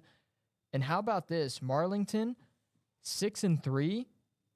They're the 20 seed. There's a chance they don't even make it into the postseason. There are a ton of good teams right now on the outside looking in that we might not even see make it into the postseason in this region. Marlington, they take on Alliance here tomorrow night, and with a win, they could jump all the way to the 10 seed as well. So they sit as the 20 seed, but come Saturday morning, they could be the 10 seed in the playoffs. So such a wide range there, and it's time for a break. Division 2 coming up when we return.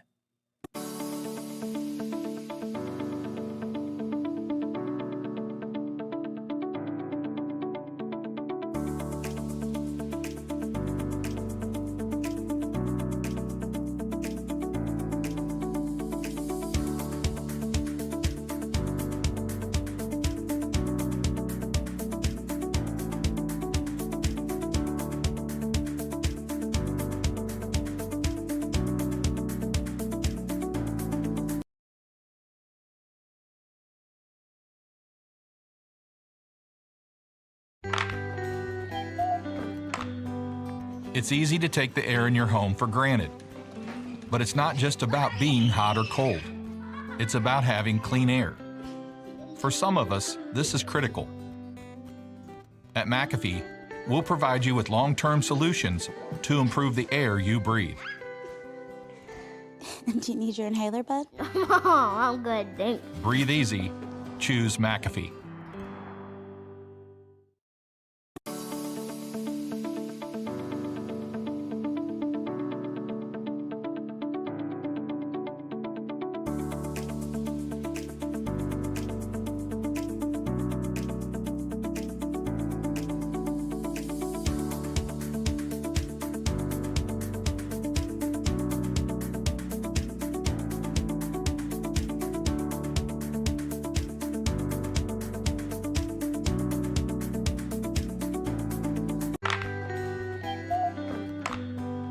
It's easy to take the air in your home for granted. But it's not just about being hot or cold. It's about having clean air. For some of us, this is critical. At McAfee, we'll provide you with long-term solutions to improve the air you breathe. Do you need your inhaler, bud? Oh, I'm good, thanks. Breathe easy. Choose McAfee.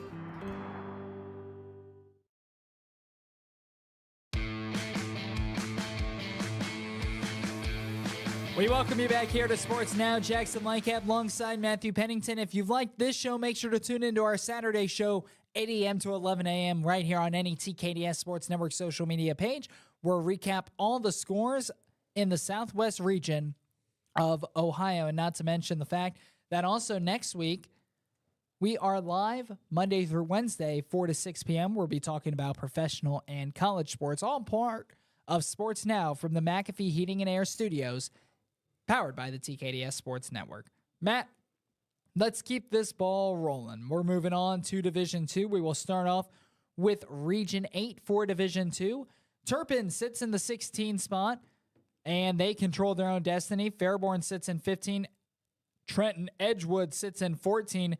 Both Fairborn and Edgewood, they do not control their own destiny. How about Ross? Ross moved from the Southwestern Ohio Conference now to the Southwestern Buckeye League. Hamilton Ross, they're the 17 seed. They control their own destiny to get in. Edgewood and Fairborn do not. Riverside Stebbins, they also control their own destiny with a 4-5 record as the 13th spot. 12 through 1, they have clinched a playoff berth. LaSalle, Sidney, Xenia, Kings, Lima Senior, Loveland in the 7th spot, Harrison in 6, Winton Woods in 5, Northmont in 4, Troy in 3, Withrow in 2, and Anderson in 1. And I'll tell you what, you know your region is competitive and you know your region is tough when Winton Woods is the 5 seed, and I think they just moved themselves inside the top 10 when it comes to the AP poll for Division II. You know your region is tough when the 5th seeded team, also I'm pretty sure Troy, Withrow, and Anderson are all ranked inside the top 10 as well, but you know your region is competitive when the 5 seed is a top 10 team in the state of Ohio for your division. But going down and breaking down teams that have already clinched a home playoff berth, Anderson, Withrow, Troy, Northmont, Winton Woods, and Harrison, they have all locked in at least a first-round home game. The only team that with the win can lock themselves into a higher seeding is Anderson. With the win, they lock themselves in as the 1 seed. Withrow, if they win, they could still drop down to the 5 seed. Same with Troy. Same with Northmont. Same with Withrow. So none of those teams is still competitive between all of them as to who is going to potentially be one of those top 4 teams. Harrison with a win, they could also end up being a top 4 team, but their range is from 4 to 6, as opposed to everyone else I previously mentioned outside of Anderson. It's 1 to 5 for all 4 of those teams. But continuing it on down, it's also crazy to take a look at this. Loveland, Lima Senior, Kings, Xenia, Sidney, LaSalle, all of those teams, they've all clinched a playoff spot, but every single one of those teams is still competing for one of those final 2 first-round home games in this postseason. One thing you want to talk about, Northmont, they were Division I for so long. In fact, the conference that they play in, the GWAC, every single team within the GWAC is still a Division I school. So Northmont, they've played up quite a bit this season and have played a lot of Division I teams. They fared very, very, very, very, very, very well as they're 6-3 so far on the season. Northmont Thunderbolts, Matt, what is their ceiling now? Remember, we saw them lose to Centerville in the first round a season ago, a game that wasn't necessarily close. It wasn't a blowout, but it wasn't necessarily close. What is Northmont's ceiling now after dropping from Division I, which they've been in for so long, now sitting in Division II, and the competition that they played all still being Division I competition? I'll say their ceiling is making a pretty decent push in the postseason. The only reason I say that, I mean, it's obvious that there's still movement that we could see, but the reason I'm reluctant to say that that's their ceiling is because if the playoffs were to start today, their matchup in the second round would be Winton Woods. So you talk about potential matchups. Northmont, if it were to start today, they'd play against Stebbins in the first round. I would see that being a win for Northmont, but if Winton Woods would take down LaSalle, which I'm not saying that Winton Woods is guaranteed to take down LaSalle because that's a pretty tough first round matchup as well, but if Winton Woods and Northmont were to both win first round, if the playoffs were to start today, they would face off against each other. That would be a very tough second round game for the Thunderbolts. Obviously, if it were to start today, it would be a home game for the Thunderbolts. They wouldn't have to travel all the way down to the Cincinnati area to face off against Winton Woods, but still, it's tough to say. And right now, with what we've seen from Winton Woods and Northmont so far this year, you and I personally have been to a few games for both of these teams. I would say if we saw Winton Woods Northmont second round, Winton Woods takes that game 9 times out of 10. But that's just because that's how good that defense is. So you talk about the ceiling for Northmont. If they move to the 6th seed, maybe they make it further, or they not move to the 6th seed. If they move to the 3 seed, they'd end up playing the 6th seed in the second round. That's why I brought it up, but that's why I said the 6th seed. But when it comes down to this Northmont team, they've obviously had a really good season. They're 6-3, and they sit as the number 4 seed right now. Obviously, it's not guaranteed that they're going to be the 4 seed. They could drop down to the 5, but when it comes down to it, you take a look at the teams that are around them that have a chance of making a good postseason run. Anderson, they've looked really good with Rowe. Their only losses to St. X so far this season. Troy, they've looked really good so far this season. Winton Woods has looked really good so far this season. Northmont has looked good, but I wouldn't say they've looked as good as all of those 4 teams I've just mentioned. So you talk about the ceiling for this Northmont team. The ceiling is they take down Winton Woods. I don't see them taking down Anderson, but that's just because Anderson has been so good so far this season. So the ceiling for Northmont is 3rd round, maybe 4th round team in this postseason. The floor for Northmont would be 2nd round exit, in my opinion. And moving on, of course, the teams on the outside looking in. We already mentioned Ross. They're on the outside looking in as the 17 seed, but they still control their own destiny. A big game coming up this upcoming week against Bellbrook for the Ross Rams. Moving on, we still have Piqua and Talawanda. They're still alive and well, but they need a win and they need some help. The teams that are mathematically eliminated, Belmont, Northwest, and Little Miami. On to Region 7 for Division 2. In Region 7, number 16, we see Whetstone, 15, Central Crossing, Hoover in the 14th spot, Perry in 13, Walnut Ridge in 12, St. Charles in 11. All of those teams, minus Whetstone, control their own destiny. St. Francis de Sales, Independence, Westerville South, Watkins Memorial in 7, Columbus Briggs in 6, Northland in 5, Uniontown Green sits in 4, Uniontown Lake sits in 3, Canal Winchester in 2, Massillon Washington at the 1 spot. All of those teams have clinched a playoff berth.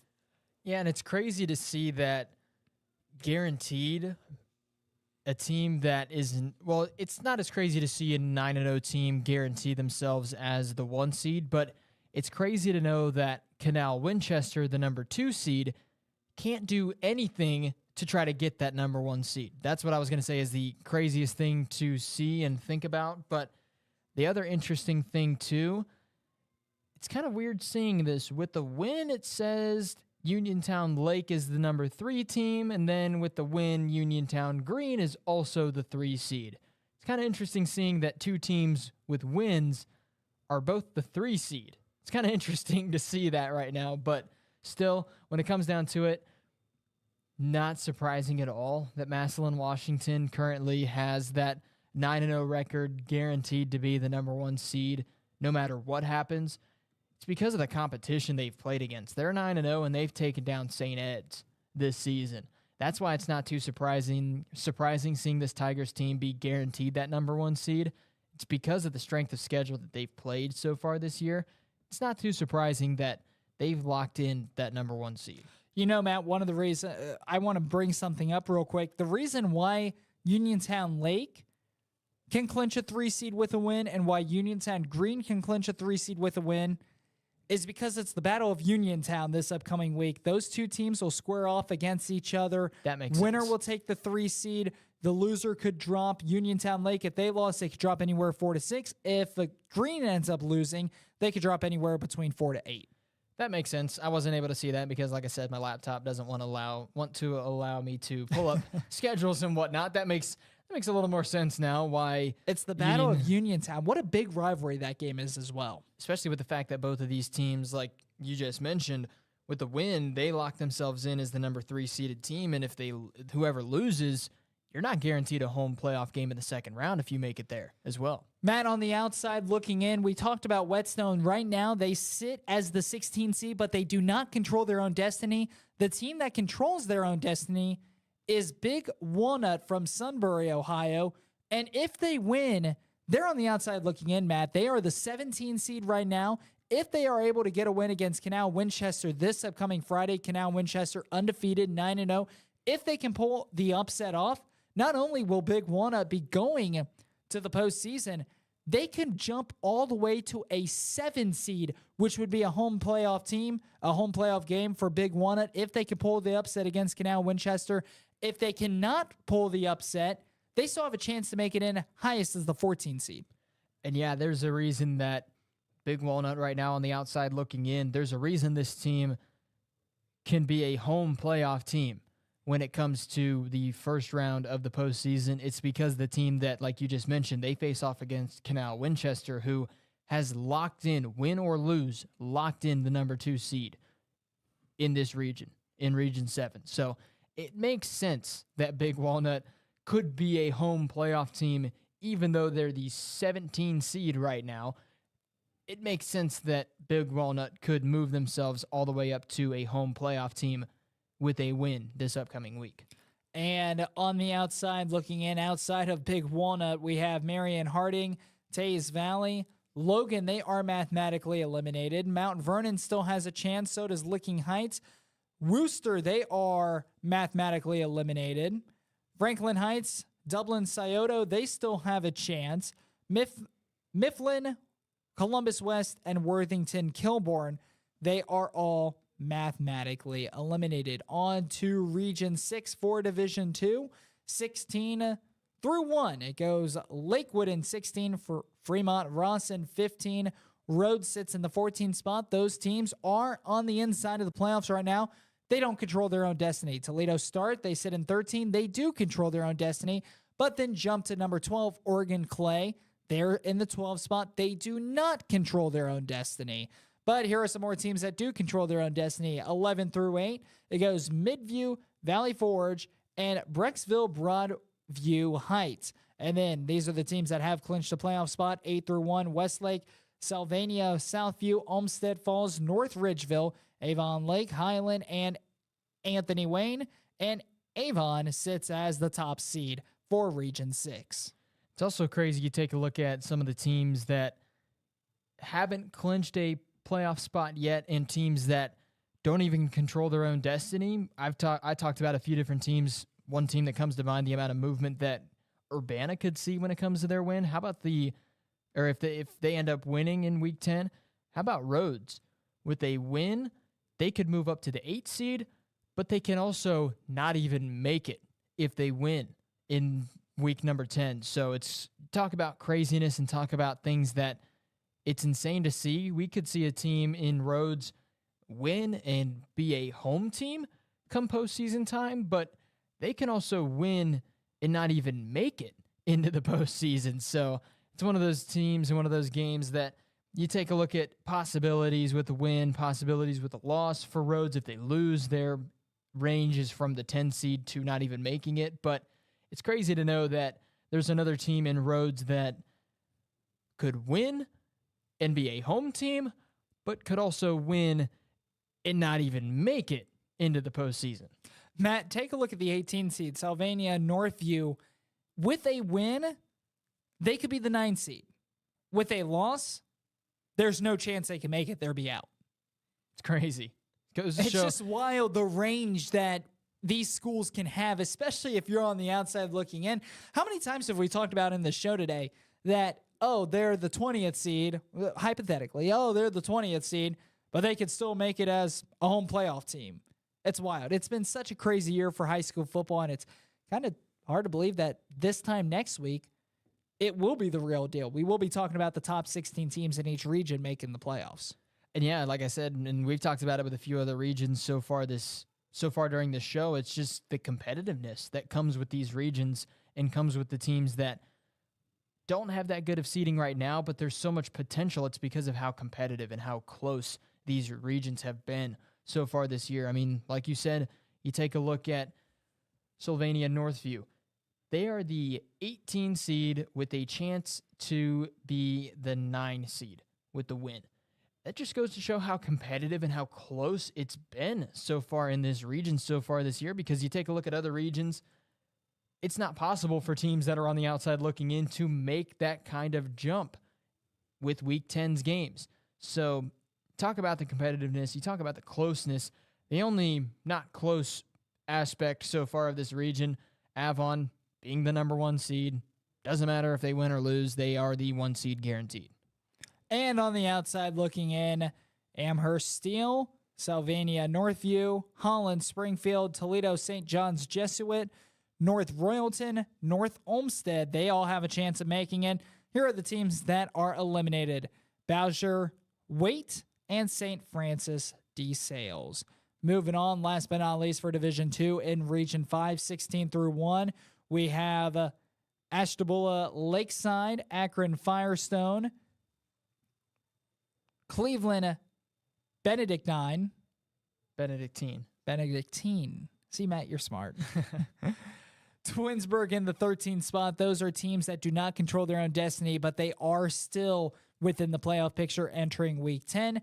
Maple Heights in 12. Austintown Fitch in 11. Warren G. Harding in 10.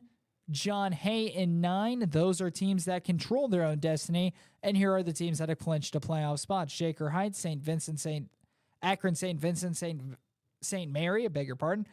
Nordonia, Hudson, Riverside, Wash Jesuit at the 2 spot, and Archbishop Hoban at 1. I don't think you might have mentioned this team. It might have just been that I didn't hear it, but also Barberton, they have locked. 8. They have locked themselves into the postseason. They are the 8th seed. They are currently the 8th seed. And I brought it up earlier, brought up the fact that we haven't seen it too much, but as regions have come and gone, it's another possibility. Archbishop Hoban guaranteed the number 1 seed, no matter a win or a loss. But the other thing I want to bring up too, it's also interesting as well. Hudson, their official seeding as the 4 seed right now, win or loss, it doesn't matter. They are a 2 to 4 seed team in this region. The reason that it's a little bit interesting and a little bit cool to see, it's another thing that it's the first time we've seen it. The 4 seed, win or loss, being a home playoff team for round 1 and round 2 of the postseason. It doesn't matter.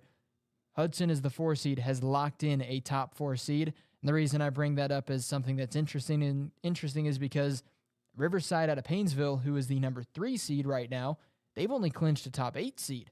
So they're not guaranteed a top 4 seed. With the win, they are, but it's not guaranteed for Riverside to be a top 4 team in the postseason. On the outside looking in that has a chance, we have Garfield Heights, Eastlake North, Salone, and Ellett. They all have a chance to make it into the postseason. Here are the teams that are out. We have Mayfield, Brush, Cuyahoga Falls, Willoughby South, Akron North, Cleveland John Adams, Youngstown Boardman, and Akron Garfield. Yeah, you also have Brush. They also are mathematically eliminated from the postseason as well. But like I said, when it comes down to competitiveness in regions, you know it's a competitive region when only the top 8 teams have made it in, as opposed to other regions that we've already talked about, 1 through 14. In other regions have already clinched a playoff spot, only up from the number 1 seed to the number 8 seed here in Region 5. Those are the only teams that have locked themselves in so far. And it is time for a break. Hour number 2 of this 3-hour show in the books. Our final hour of this 3-hour show coming up when we return. We'll take a look at Division 1, and then we will have our special guest, TJ Downing, in for the final 30 minutes of the show. That's all coming up next on TKDS Sports Network and Sports Now. Every day, we find ourselves on a path full of decisions. It's me. Sometimes small and sometimes big. Sometimes alone and sometimes together. At McAfee, everything we do is done with your comfort, health, and convenience in mind. She always wanted the best for you, and now you can rest knowing you've provided the best for her. Breathe easy. Choose McAfee.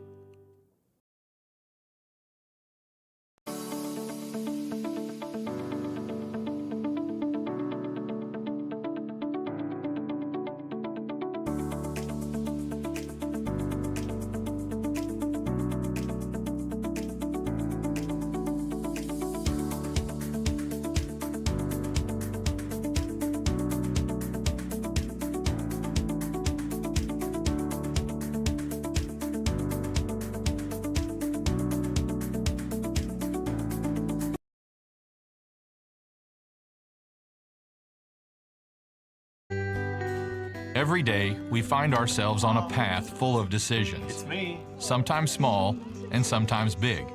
Sometimes alone and sometimes together.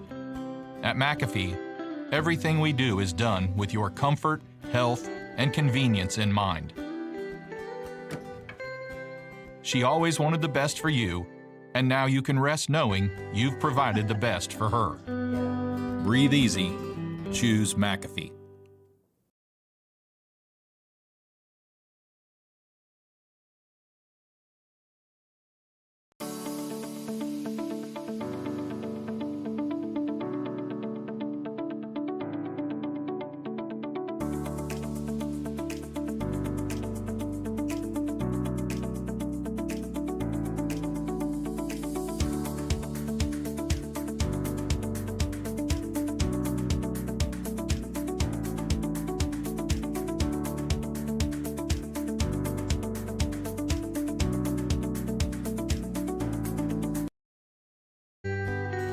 Every day, we find ourselves on a path full of decisions.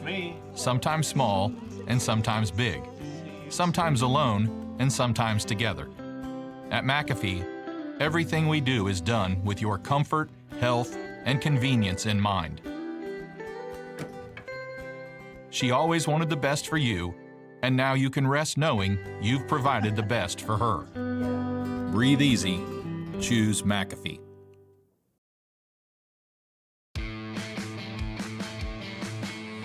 The TKDS Sports Network Game of the Week will take us to Lightcap Stadium as the Centerville Elks take a trip on the road. They will look for an undefeated GWAC record as they will take on the Wayne Warriors. Centerville, they've already clinched the GWAC conference. Wayne, though, looking to play spoiler in Centerville's undefeated GWAC season. That's all coming up next. Matt and I will have the call pregame at 6:45, kickoff at 7 o'clock. The one thing that I'll bring up, obviously it's not guaranteed that it's going to be raining, but if what I saw on the forecast is right, there's a chance of rain. I believe it's a 70% chance of rain tomorrow, but I brought it up during week 8, Jackson. I said that when you brought up the fact that it's been phenomenal these past 2 months. I did say that, but then we would have had rain last week. It didn't rain until after our game was over last week. So we can't blame me. You can't blame me for saying what I said a couple weeks ago if it's going to rain tomorrow.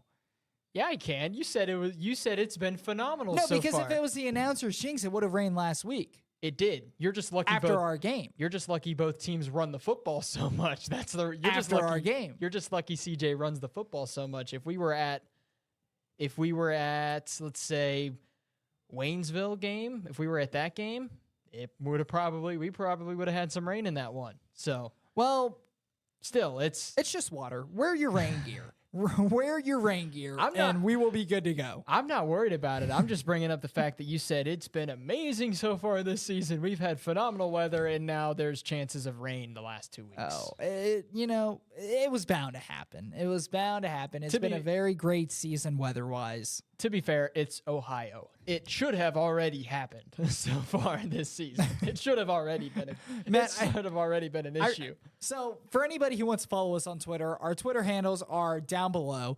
And if you go into one of my search tweets, it happened last year around November time. Matt, you and I had our Saturday morning show. We left at 11. It was snowing. It was like a blizzard outside.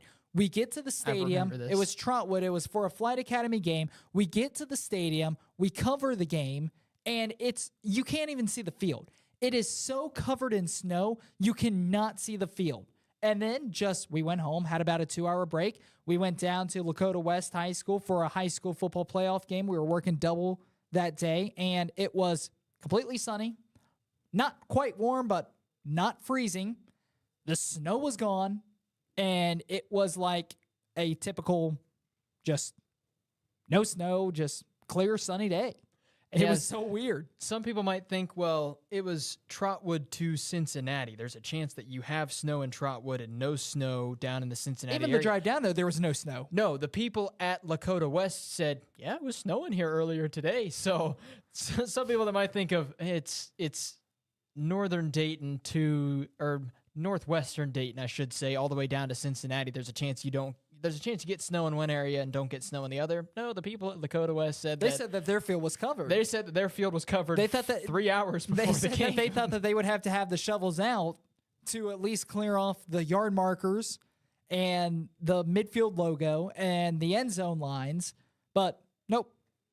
They didn't. The best way That's to Ohio for you. I was going to say the best way to describe that is we are in Ohio. Anything could happen. It could be snowing one day and then be somehow 80 degrees the next day. It is anything is possible when it comes to weather in this crazy state. Moving on, let's move on to Region 4. We have hit our final division, Division 1. 16 through 14 goes West Clermont. West Clermont, they control their own destiny. Fairfield in 15, they also control their own destiny. And here are the top 14 teams that have clinched their playoff spot. Western Hills in 14, Middletown in 13, Springboro in 12, Oak Hills in 11, Mason in 10, Sycamore in 9, Lebanon in 8, Elder in 7, Moeller in 6. There is a tie for fourth place between Lakota West and Hamilton, St. Xavier in 3, Princeton in 2, Milford in 1. Matt, this region, Region 4 for Division I football, it has not been as competitive like we've seen some of the other divisions when it comes to their regions. And yeah, the craziest or the most interesting thing is the fact that St. Xavier right now currently sits as the number 3 seeded team, but Hamilton and Lakota West, they play each other in their Week 10 games. So it's crazy to see. And I mean, I say it's crazy to see, but it's kind of a similar scenario that we've seen and we've already talked about in a few different regions. The one that comes to mind for me, Marion Local, the number 2 seed, but with a win, they locked themselves in as the number 1 seeded team in Region 28. But it's a similar kind of story that we're seeing right now in this region, in Region 4. Hamilton versus Lakota West, they play each other this week. With a win, either of those two teams, it doesn't matter which of the two teams it is, Lakota West, if they win, they're guaranteed the 3 seed.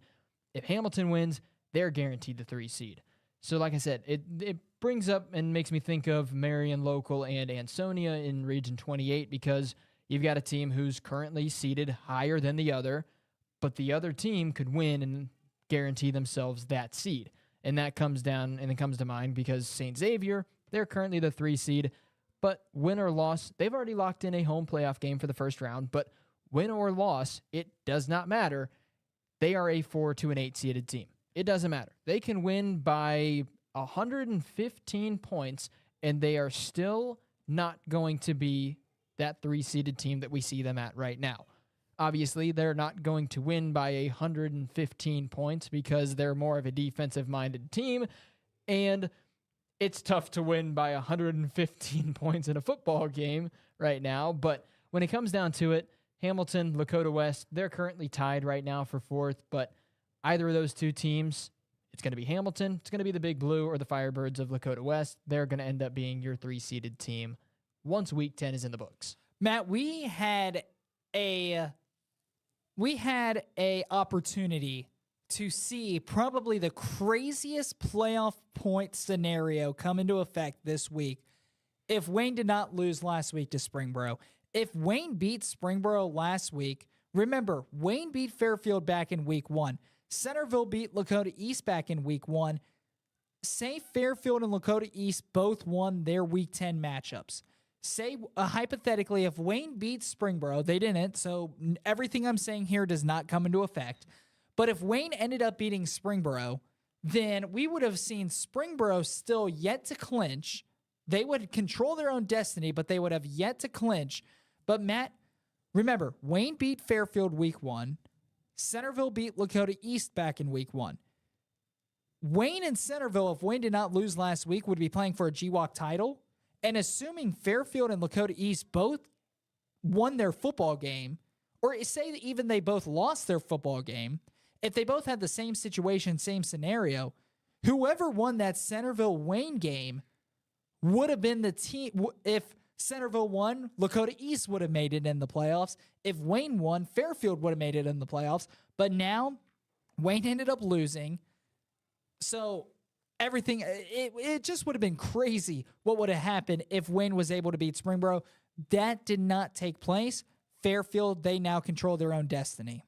And yeah, West Clermont, also the other team that they're on the inside right now of the postseason if it were to start today. But West Clermont, the Wolves, they also control their own destiny when it comes to the postseason. With a win, they either move themselves up to the 12th seed or the 15th seed. There's no other way around it. They are either going to be, with a win, the 12th seed all the way through the 15 seed.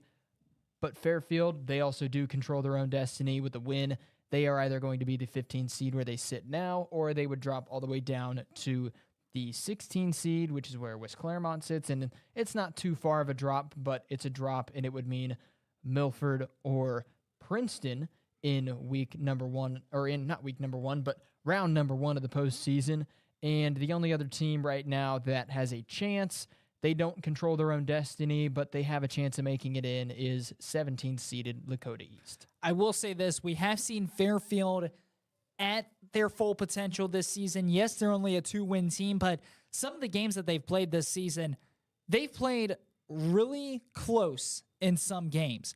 This is a team, you take a look at how many one-possession games they've lost. They lost week 1 to Wayne 58-51. They lost to Sycamore 24-21. They did beat Lakota East 38-35, but then they lost against Mason 21-14. They lost to Hamilton in overtime 31-28. Hamilton's having a great season as well. They lost to Oak Hills 35-28. This is a Fairfield team that has lost a lot of one-possession games. You cannot look at their overall record 2-7 and count them out, because if they turn those one-possession games into victory, this is a Fairfield team that is very, very, very underrated. Now, I'm not saying this is a state championship team by any means, but I know who they want in round one. They want the Princeton Vikings. And I will go out and say this. Maybe it's a hot take, maybe it's not. If Fairfield plays to their full potential all 4 quarters, they know the Princeton Vikings. They're in the same conference. They are familiar with Princeton. They are used to playing at Princeton. To me, that has all the makings for that could be an upset game where we could see Fairfield take down Princeton. How many times have we talked on this show? It's so hard to tell when it's division and in-conference rivals playing.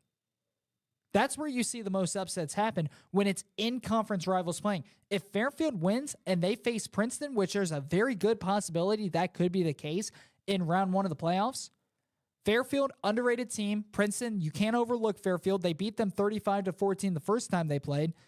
But that's a game that Fairfield, I definitely think, could pull an upset, and it would stun the entire state of Ohio.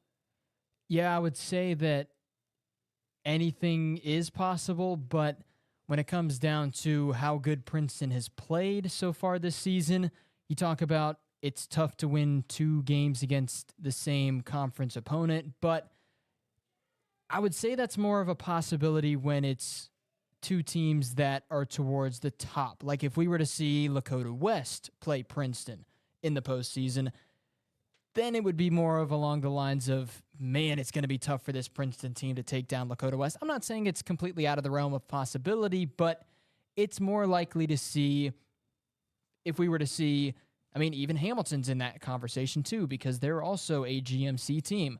But when it comes down to it, you see that more happen when it's like we saw Kings versus Winton Woods last year. More competitive teams and more higher seeded teams playing each other in the later stages of the postseason. Like I said, it's not completely out of the realm of possibility that we see Fairfield, if they play Princeton in the first round, potentially play spoiler, but you do see it more of being a tougher game for a team to take down their opponent twice in the same season. You see that more along the lines when it comes to higher competitiveness between the teams, because I'm also going to bring up Centerville versus Northmont last year. Centerville ended up beating Northmont 2 different times in the regular season and in the postseason. So, when you take a look at who was expected to win that game and the competitiveness of both teams, obviously Centerville had that big edge. So when it comes down to it, obviously it's not out of the realm of possibility for Fairfield to play spoiler if they play against Princeton in the first round and potentially knocking the Vikings out, but it's still possible, but it's not as likely as some would expect. And on the outside looking in, Lakota East, they are the only team that still has a chance to make the postseason. Coleraine and Walnut Hills, they are eliminated.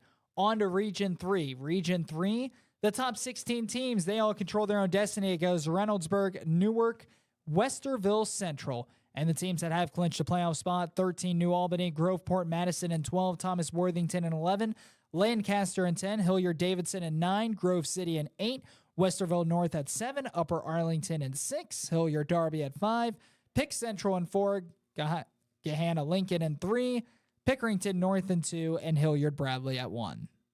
And yeah, how about that? Hilliard-Bradley also not just being the number 1 seed right now, but when you take a look at the AP poll from a week ago, they were the, I believe, number 3 team, and Pickerington North was the number 2 team, but now Hilliard-Bradley holds on to that number 2 team in the state, and Pickerington North is that number 3 team in the state. But it's also interesting to see that guaranteed Gahanna-Lincoln, Pickerington North, and Hilliard-Bradley, those teams are guaranteed to be 1, 2, and 3.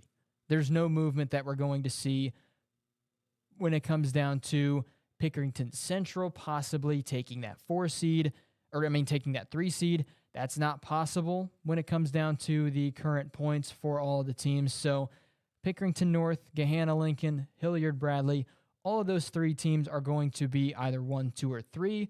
Hilliard-Bradley is either going to be 1 or 2. Pickerington North or Gahanna-Lincoln, they are either going to be 2 or 3, and I think that's because they play each other this week. I think Pick North plays against Gahanna-Lincoln. Both of those teams undefeated on the year, but it's not going to matter between Pickerington North and Gahanna-Lincoln and Hilliard-Bradley. All of those teams have locked themselves in as 1, 2, and 3 right now in Region 3. And the only team on the outside looking in is Galloway-Westland. They still have a chance. With a win, they can get as high as the 14th seed. Moving on to Region 2 for Division 1, 16 through 1. Dublin-Jerome, they control their own destiny, and the other 15 teams, well, they have clinched a playoff spot. 15, Olentangy Liberty. Springfield sits in 14, maybe a bit lower after back-to-back state championship appearances for the Wildcats.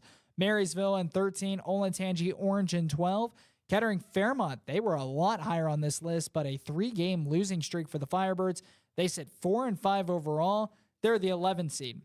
Miamisburg is the 10 seed. Perrysburg in the 9. Delaware Hayes in 8. Huber Heights Wayne in 7. Dublin Kaufman in 6. Whitmer in 5. Centerville in 4. Findlay in 3. Olentangy Berlin in 2. And Olentangy at the 1 spot. And yeah, you talk about teams that have already clinched themselves into the postseason. I'm trying to take a look at all of the teams because I'm now actually able to, believe it or not, I'm actually now able to see every team's schedule. I now have a good enough connection to, see everything. But when it comes down to it, yeah, you've got 1 through 15. They've already all clinched a playoff spot. The only teams that have clinched a home playoff spot, at least in the first round, is Centerville, Findlay, Olentangy Berlin, and Olentangy. All of those teams have at least clinched a first-round home game, and just as I talk about being able to see everybody's schedule and whatnot, it's now running a little bit slower. I was still able to pull up the Braves, the number 1 team right now, their schedule, but you take a look at Olentangy, the Braves, they have clinched a guaranteed top 4 seed as well, so they have a guaranteed first and second round home game. But yeah, when it comes down to it, it's interesting to see that 1 through 15 already clinched a playoff spot. Dublin-Jerome, the only team that hasn't clinched a playoff spot, but they control their own destiny. With a win in Week 10, the Celtics will guarantee themselves a spot in the postseason. And the only team on the outside looking in, poor Beaver Creek. Beaver Creek, actually the city we're sitting in right now, they're on the outside looking in. They still can make it. With a loss, they are out. If they take down Fairmont this upcoming week, a struggling Firebirds team, they can get as high as the 16th spot, but they would need Dublin-Jerome to lose as well. And correct me if I'm wrong, wasn't Dublin-Jerome the number 1 seed in Region 2 a season ago? I think they were. If not, you're right. If not, they were one of the top teams in this region last year. But you are right, because Springfield was the 2 seed. All the way down to 16 right now. Obviously, there's movement. It's possible we see them jump all the way up to the 13-seeded team with a win, but currently 16th after being number 1 a season ago. And last but not least, let's move on to Region 1. We have hit our final region we have to talk about before our goal as well. Our goal was to be done by 6:30, and we are ahead of schedule. 16 through 1, we have Elyria sits in the 16th spot. They control their own destiny. Brunswick in the 15th spot. They don't control their own destiny. Euclid will sit in the 14th spot. That they do control their own destiny. St. Ignatius, this may be a little surprising. They're the 13th seed. They do not control their own destiny. Are you ready to live in a world where St. Ignatius may not be in the postseason? The interesting thing about St. Ignatius, too, is the fact that win or lost, I should say, it's 12 seed or out, no matter what, for St. Ignatius. That's the other interesting thing, because usually you see with a win, they're in this range. With a loss, they're in this range.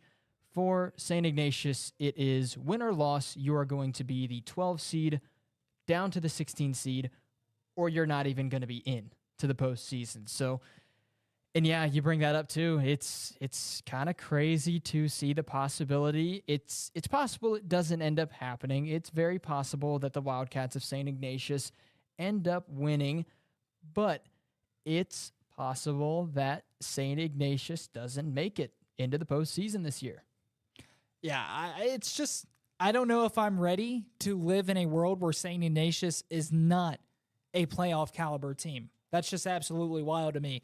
Strongsville in the 12th spot, they do control their own destiny, and these are the teams that have clinched. John Marshall in the 11, Lorraine in the 10, Jackson from Massillon in the 9, Glen Oak in 8, Brer and Mid Park in 7, Medina in 6, Mentor in 5, Wadsworth in 4, Canton McKinley in 3, Cleveland Heights in 2, and of course, no doubt about it, they've been at the 1 spot for so long, not just in Region 1, but Division 1 as a whole.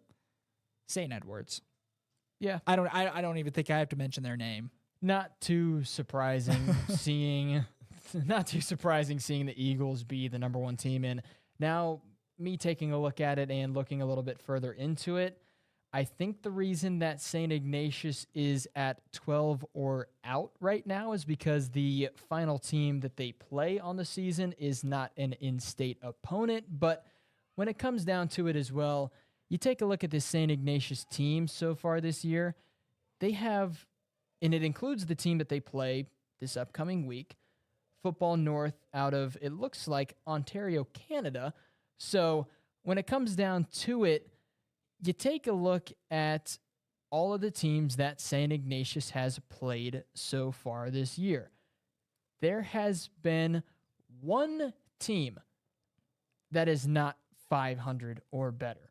That's Springfield, who has already locked themselves into the postseason. I took a look at it.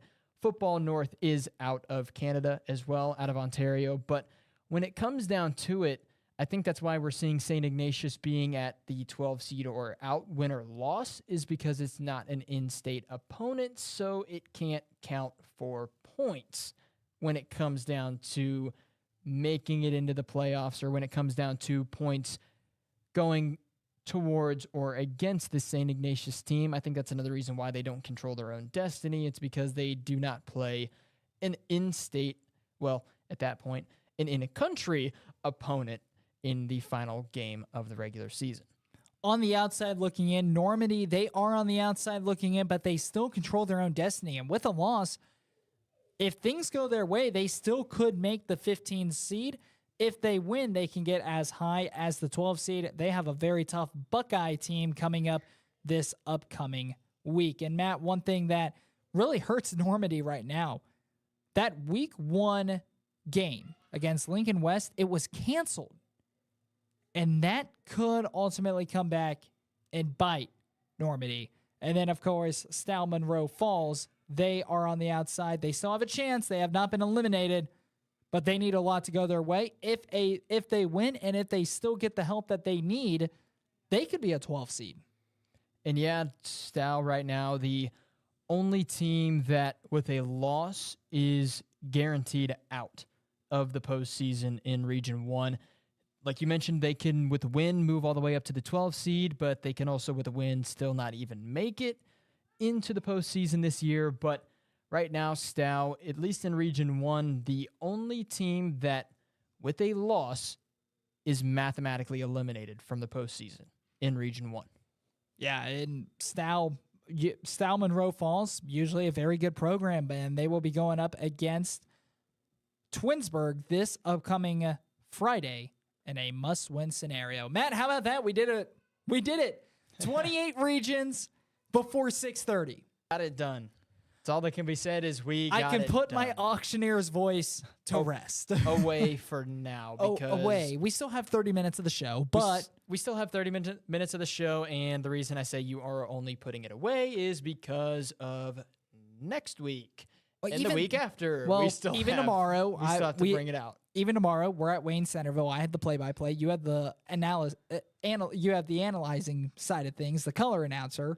Well, I don't think it's gonna be. You don't have to go with. It's not like auctioneer this. Voice. I mean, to be fair, it's Wayne. We could say Saturday's show. We got to read off a lot of scores. It's Wayne versus Centerville. You never know what can happen with explosiveness for both of those teams. So you might have to bring your auctioneer voice out. Say he's at the 10, he's at the 5, touchdown. Going to be a crazy something game. along those lines. So it's still possible you have to bring it out tomorrow, but it's not as likely as you having to read off 28 different regions within 2.5 hours. 28 regions, 2.5 hours. That may be a new world record. It is time for a break. We still have 30 minutes left in the show. What are we supposed to talk about? Oh, yeah, we have TJ Downing joining us for the last 30 minutes of our show. We'll be back in a few moments on the TKDS Sports Network and Sports Now.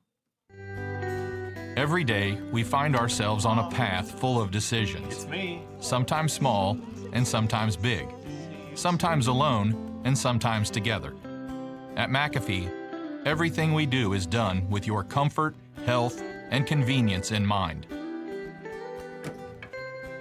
She always wanted the best for you, and now you can rest knowing you've provided the best for her. Breathe easy. Choose McAfee.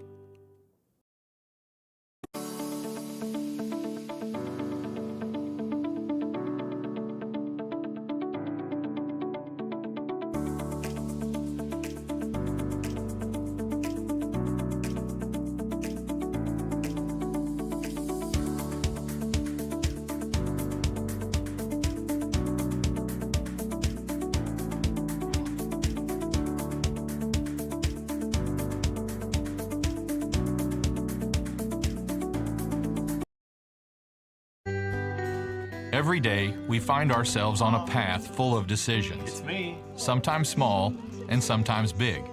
Sometimes alone and sometimes together. At McAfee, everything we do is done with your comfort, health, and convenience in mind. She always wanted the best for you, and now you can rest knowing you've provided the best for her. Breathe easy. Choose McAfee.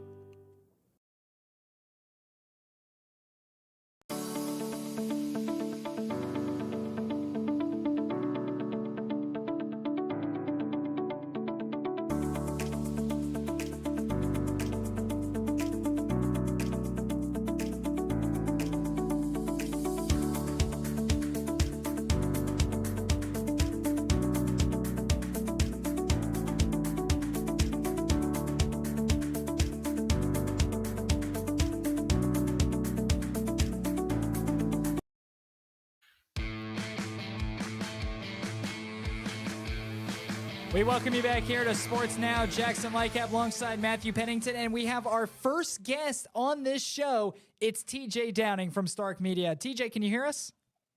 I can hear you. I think Can you hear me? we can hear you Yeah, I loud can and hear you now, clear. yeah, we're good. Nice. I like it. TJ, it is absolutely great to have you here on this show. Thank you for joining us.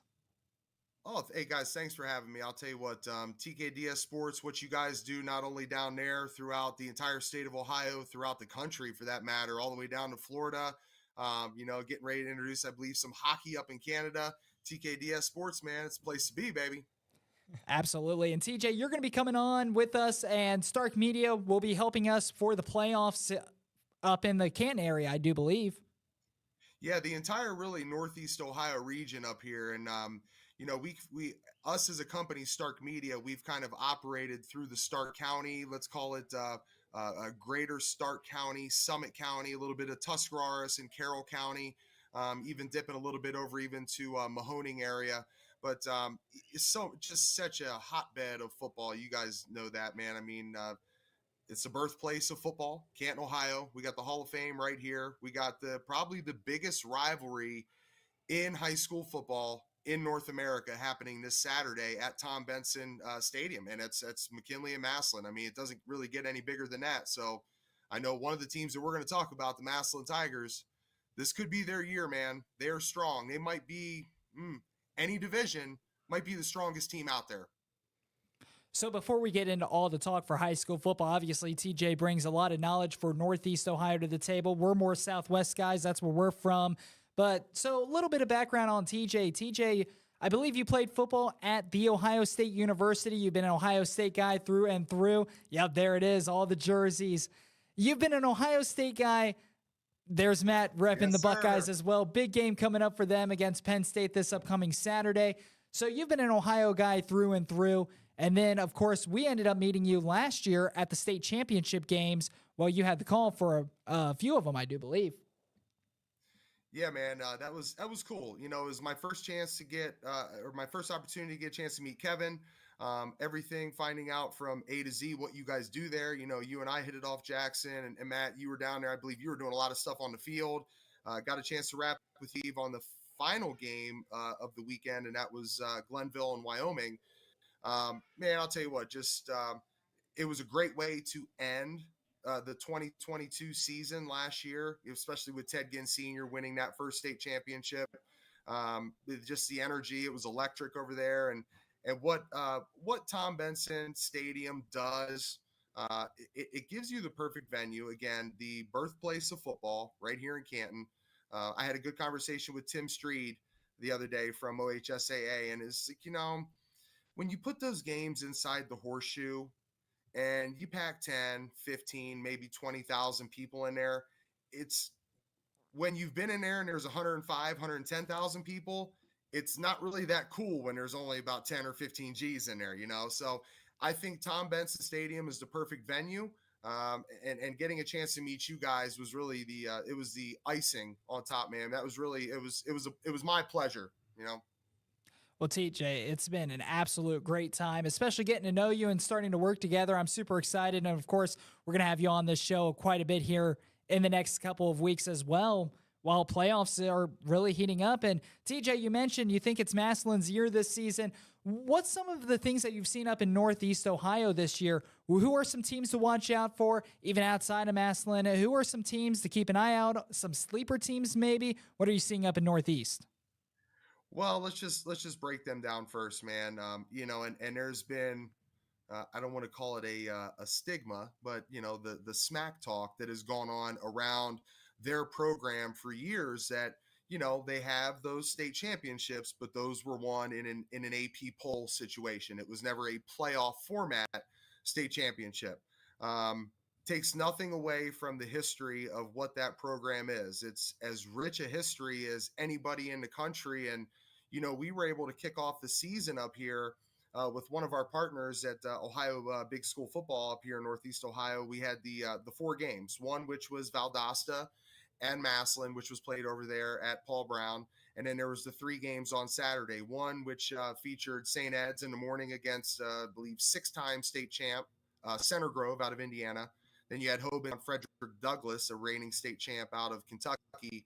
And the nightcap was Glenville, and they took on a team, Dinwiddie out of Virginia. So to start the season in that manner, to be able to get eyeballs on Massillon, which now they are, I believe, the 3rd all-time winningest program in the country, right behind Mail out of Louisville, Kentucky. And then number 1 is still Valdosta. So to see that featured matchup and see the Tigers and what they look like, you know, the last 8, 9, 10 years, I've had a chance to cover them extensively. They've made trips to, obviously, Hoban. That's kind of been their kryptonite. They beat them one year, and then it would be taking on LaSalle, and I believe they lost one in the state championship game to Hoban. This team may be the best team they've had in the last 10 years, and that's really, really saying a lot. The defense is phenomenal. They don't let anybody breathe. You've been able to knock off not only Valdosta, but you took down St. Ed's, which, come on now. I mean, if you've had a chance to see their offensive line, it's a college football offensive line. They've got 3 guys committed to Ohio State. They've got 1 guy committed to Michigan.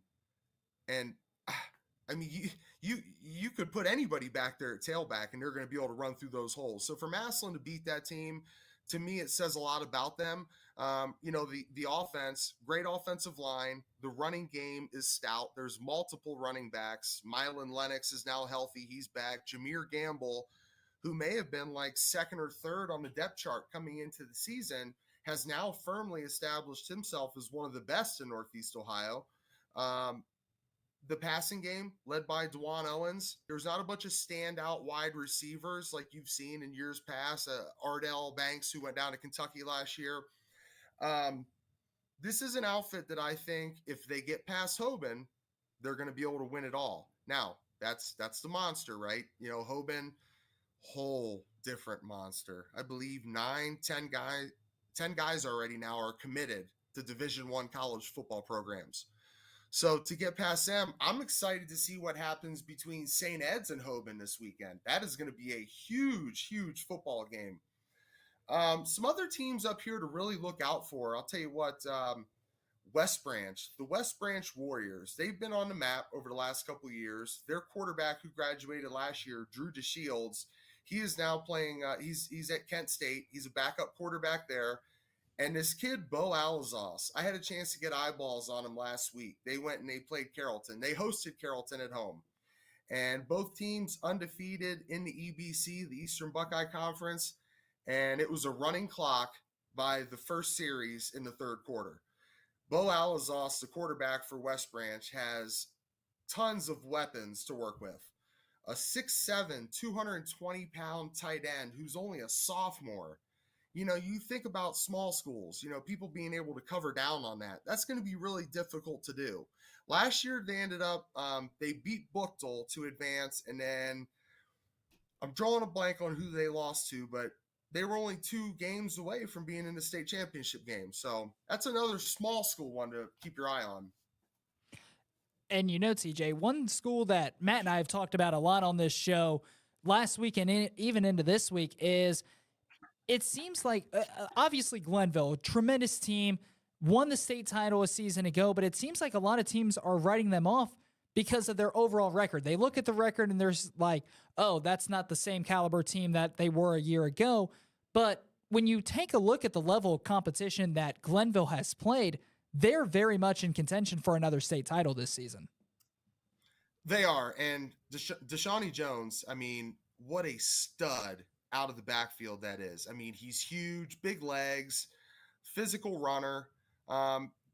It all comes down to looking at the schedule that they've played. They're going against teams that are probably at least a division or 2 higher than them. When they go in there, I believe it's Division 4, correct? They're in Division 4. When they get into the playoffs and they start facing some of those teams, I related a lot to a local team around here. Now, I'm not making a comparison of team to team here, but just situational. The Central Catholic Crusaders. So this past Friday night, they played the Jackson Polar Bears. And Central actually was celebrating their 35th anniversary of their state championship team back in 1988. I'll give a special salute here for my Buckeyes in the back. A guy by the name of Dave Mono, who was a 3-year starter at Ohio State at offensive guard, was on that Central Catholic football team, coached by Lowell Kleinfelder. Patrick Duffy, the Duffy brothers, who played for the Steelers and the Jets. Central Catholic, they're in Division 5, and they constantly play D1 and D2 teams.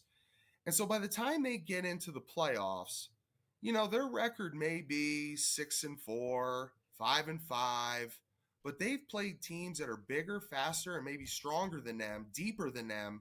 And so when they line up against a team inside of Division 5, they end up steamrolling them. Now they end up playing some, they'll run into a powerhouse like a Norwayne, or, they one of the cryptos in that league has been Mogador. Mogador has been really tough over the last couple of years. And Central played Mogador in the regular season here just like 2-3 weeks ago, and they ended up handling their business against them. So I think when you look at what Glenville does in a regular season, I mean, hell, they just took a trip down to IMG. You know, it's just once they get into their bracket, it becomes a whole lot easier.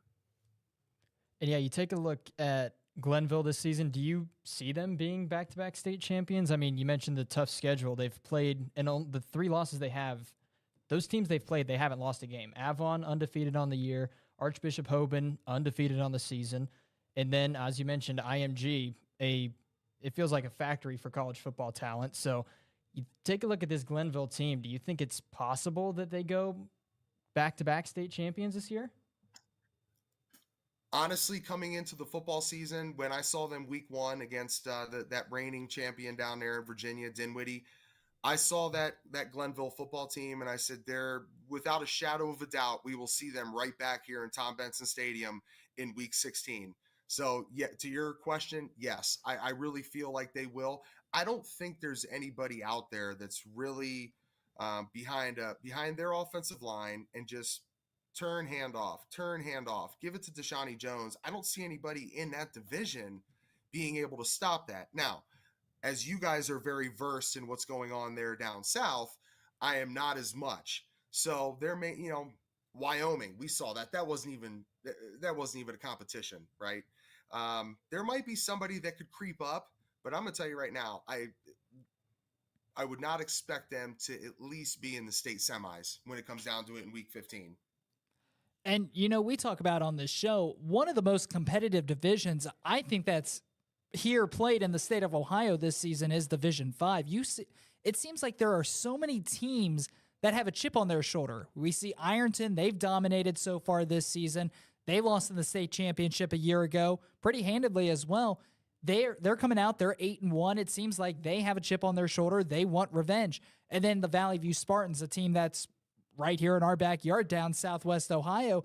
Valley View, they lost in the Final Four to Ironton, and Valley View this season, they have steamrolled anybody that they have played.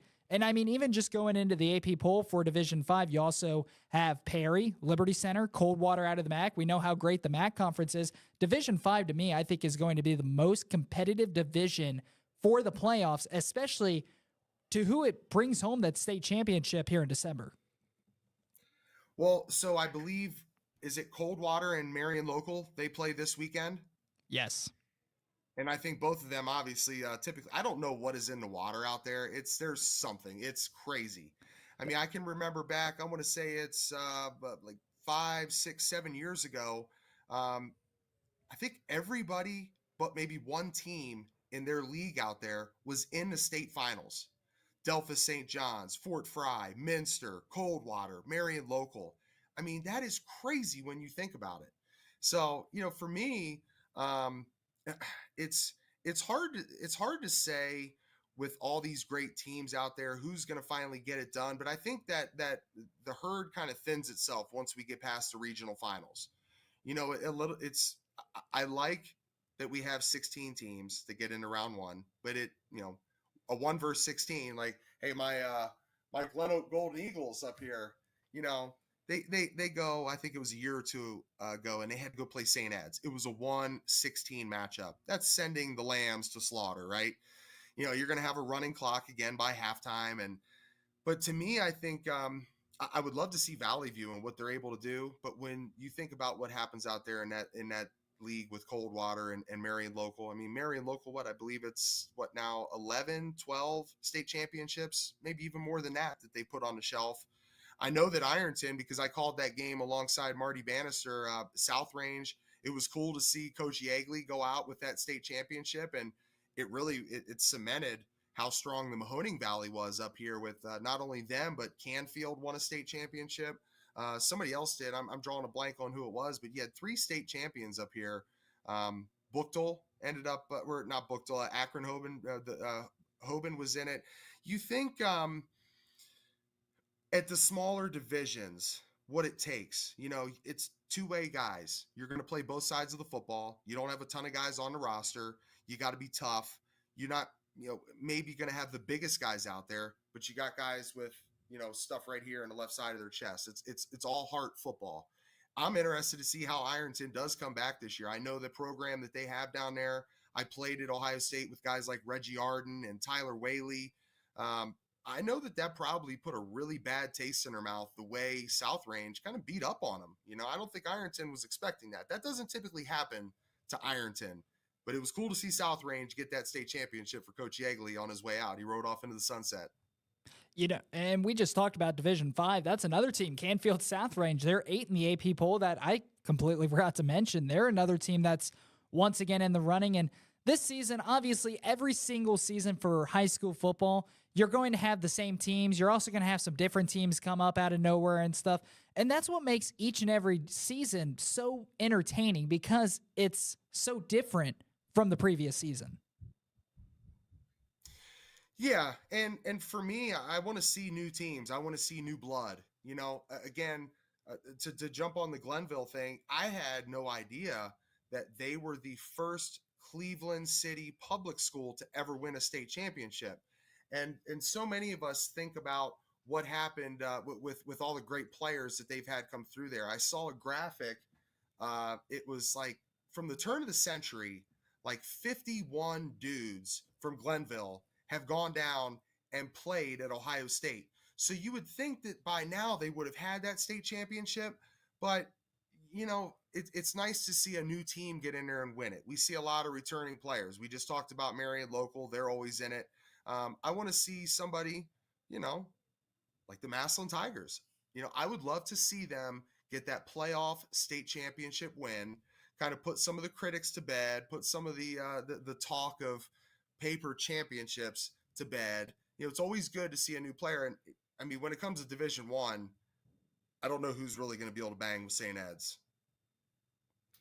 And yeah, you brought up Glenville again, and it made me think who can compete with this Tarblooders team. And I'm bringing up this team because we haven't mentioned them yet, but you want to talk about kind of a storybook style state championship game. I mean, it's possible we see these two teams play in state and not the state championship game, but Clinton Massey, 2 years ago, state champions. Yeah. Last year, didn't have as good of a season, but wouldn't it be interesting to see Glenville play off against Clinton Massey in the state championship game? It'd be 2 years ago, state champion for Division 4, didn't have as good of a year, bouncing back this year. They're the number 1 seed in Region 16 right now, but you talk about teams that might be able to go toe-to-toe with Glenville.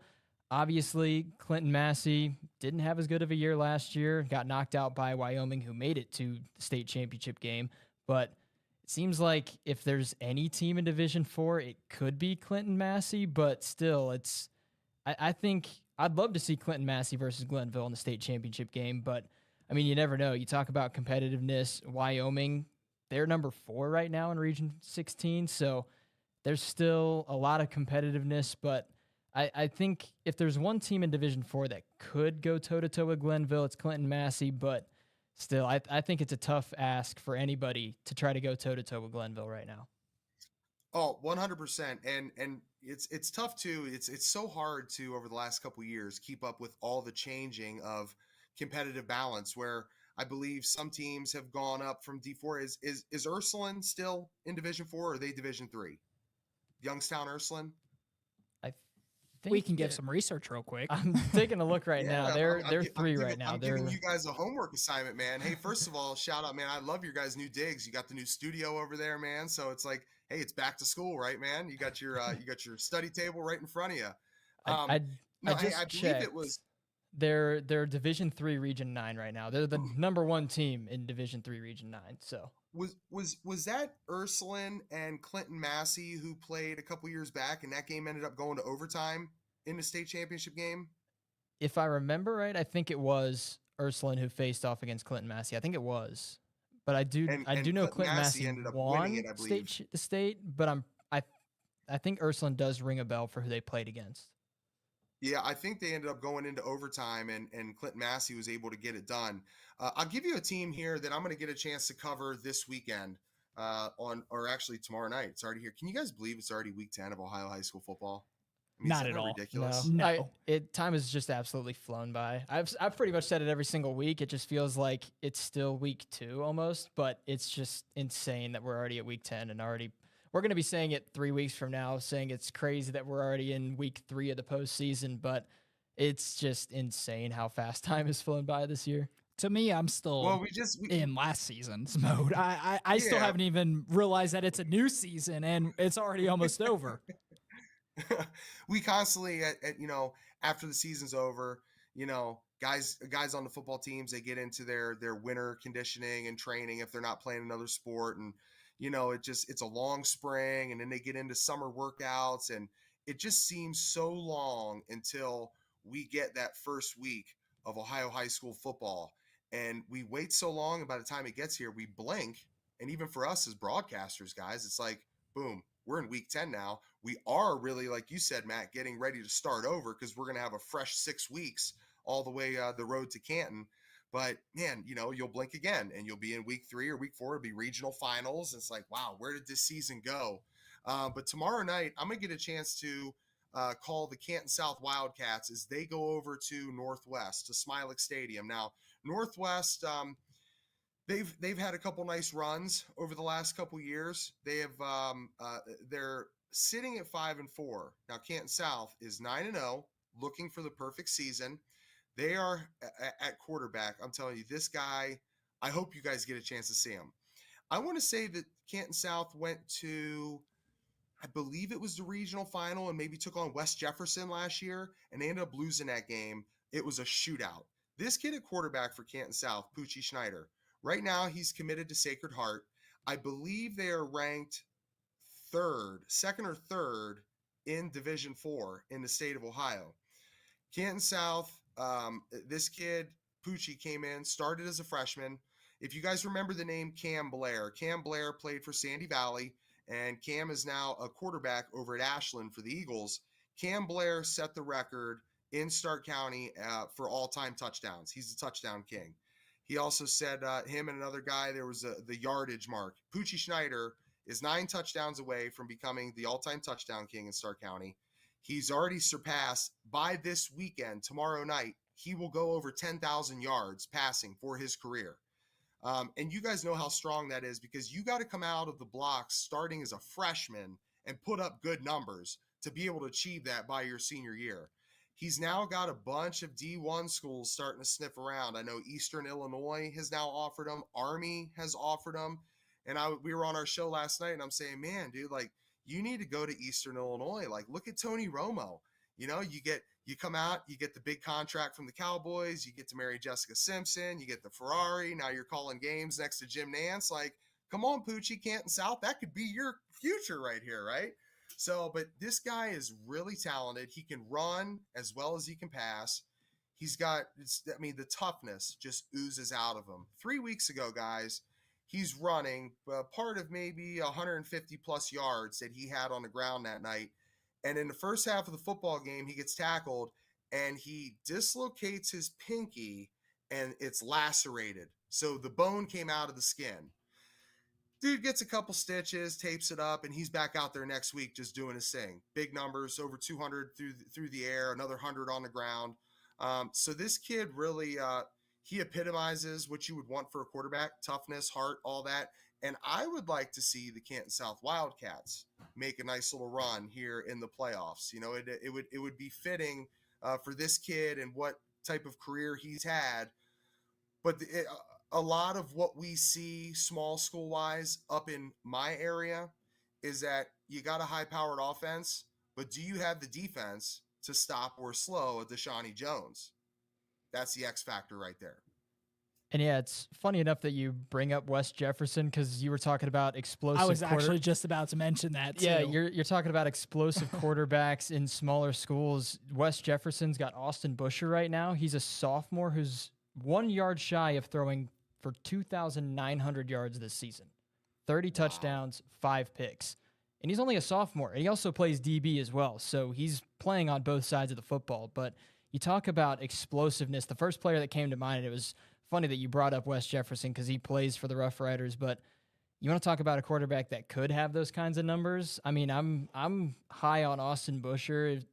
Even if he transfers out, I mean, we saw Bryce Schondemeyer for Arcanum go to Springfield. Not saying that Austin Busher is going to move from West Jefferson to Springfield, but it's something we do see occasionally happen. You see that high caliber arm talent move on to a better division school and a tougher competition. So it's not out of the realm of possibility, but I just completely thought of Austin Busher when you brought up the whole high explosive quarterbacks, and then you even mentioned Wes Jefferson, but I'm high on what Austin Busher can do for these next few seasons too. You know, I'm mad at both of you guys because before you even brought up Wes Jefferson, I was going to bring them up and saying that's a team that's not talked about enough.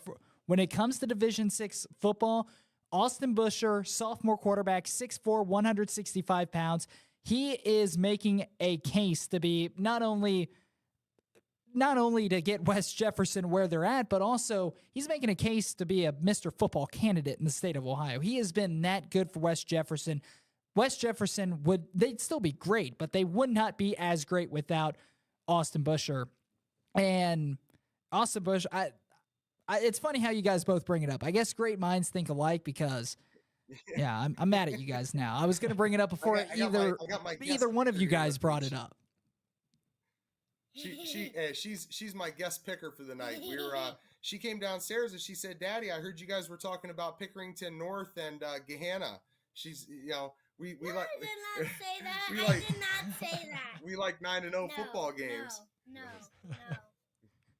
I did not say that. When you start to think about Mr. Football credentials, you guys both know how blessed we are in the state of Ohio with the football that we get to see week in and week out. And when we see the numbers of the guy who wins Mr. Football, I mean, what Lamar Sperling did last year for Hoban, even though they would lose in that state championship game, I'll tell you what, it's phenomenal the list you see that you run through. You have to put up those special numbers. Again, I really look to a guy like who I mentioned at West Branch, Bo Alazos. The numbers he's putting up, they're great. The numbers that this kid Poochie Schneider is putting up, they're great. But are they even in consideration for Mr. Football? Probably not. At that point, you're maybe talking like in the top 15, top 20 conversation, because the upper echelon, that top 5, it's crazy. And statistically, it's like, wow. I mean, we are blessed around here to see some of the greatest high school football players on the face of the earth. Absolutely. And TJ, once again, thanks for joining us. This will take us to the end of our show. TJ, we would love to have you come back next week for our Thursday show as long as you want to. I'll be back next week, and I'll make sure I had a important meeting earlier. I'll make sure to give us at least an hour next time, man, because I know you and the two of us, we could all sit here and talk football. I mean, I heard you as you guys brought me on before you went to the commercial that you just broke down 28 regions, and you've been on air for 2.5 hours, man. You guys are over there doing a freaking marathon, man. I'm impressed. I think that's a record or something.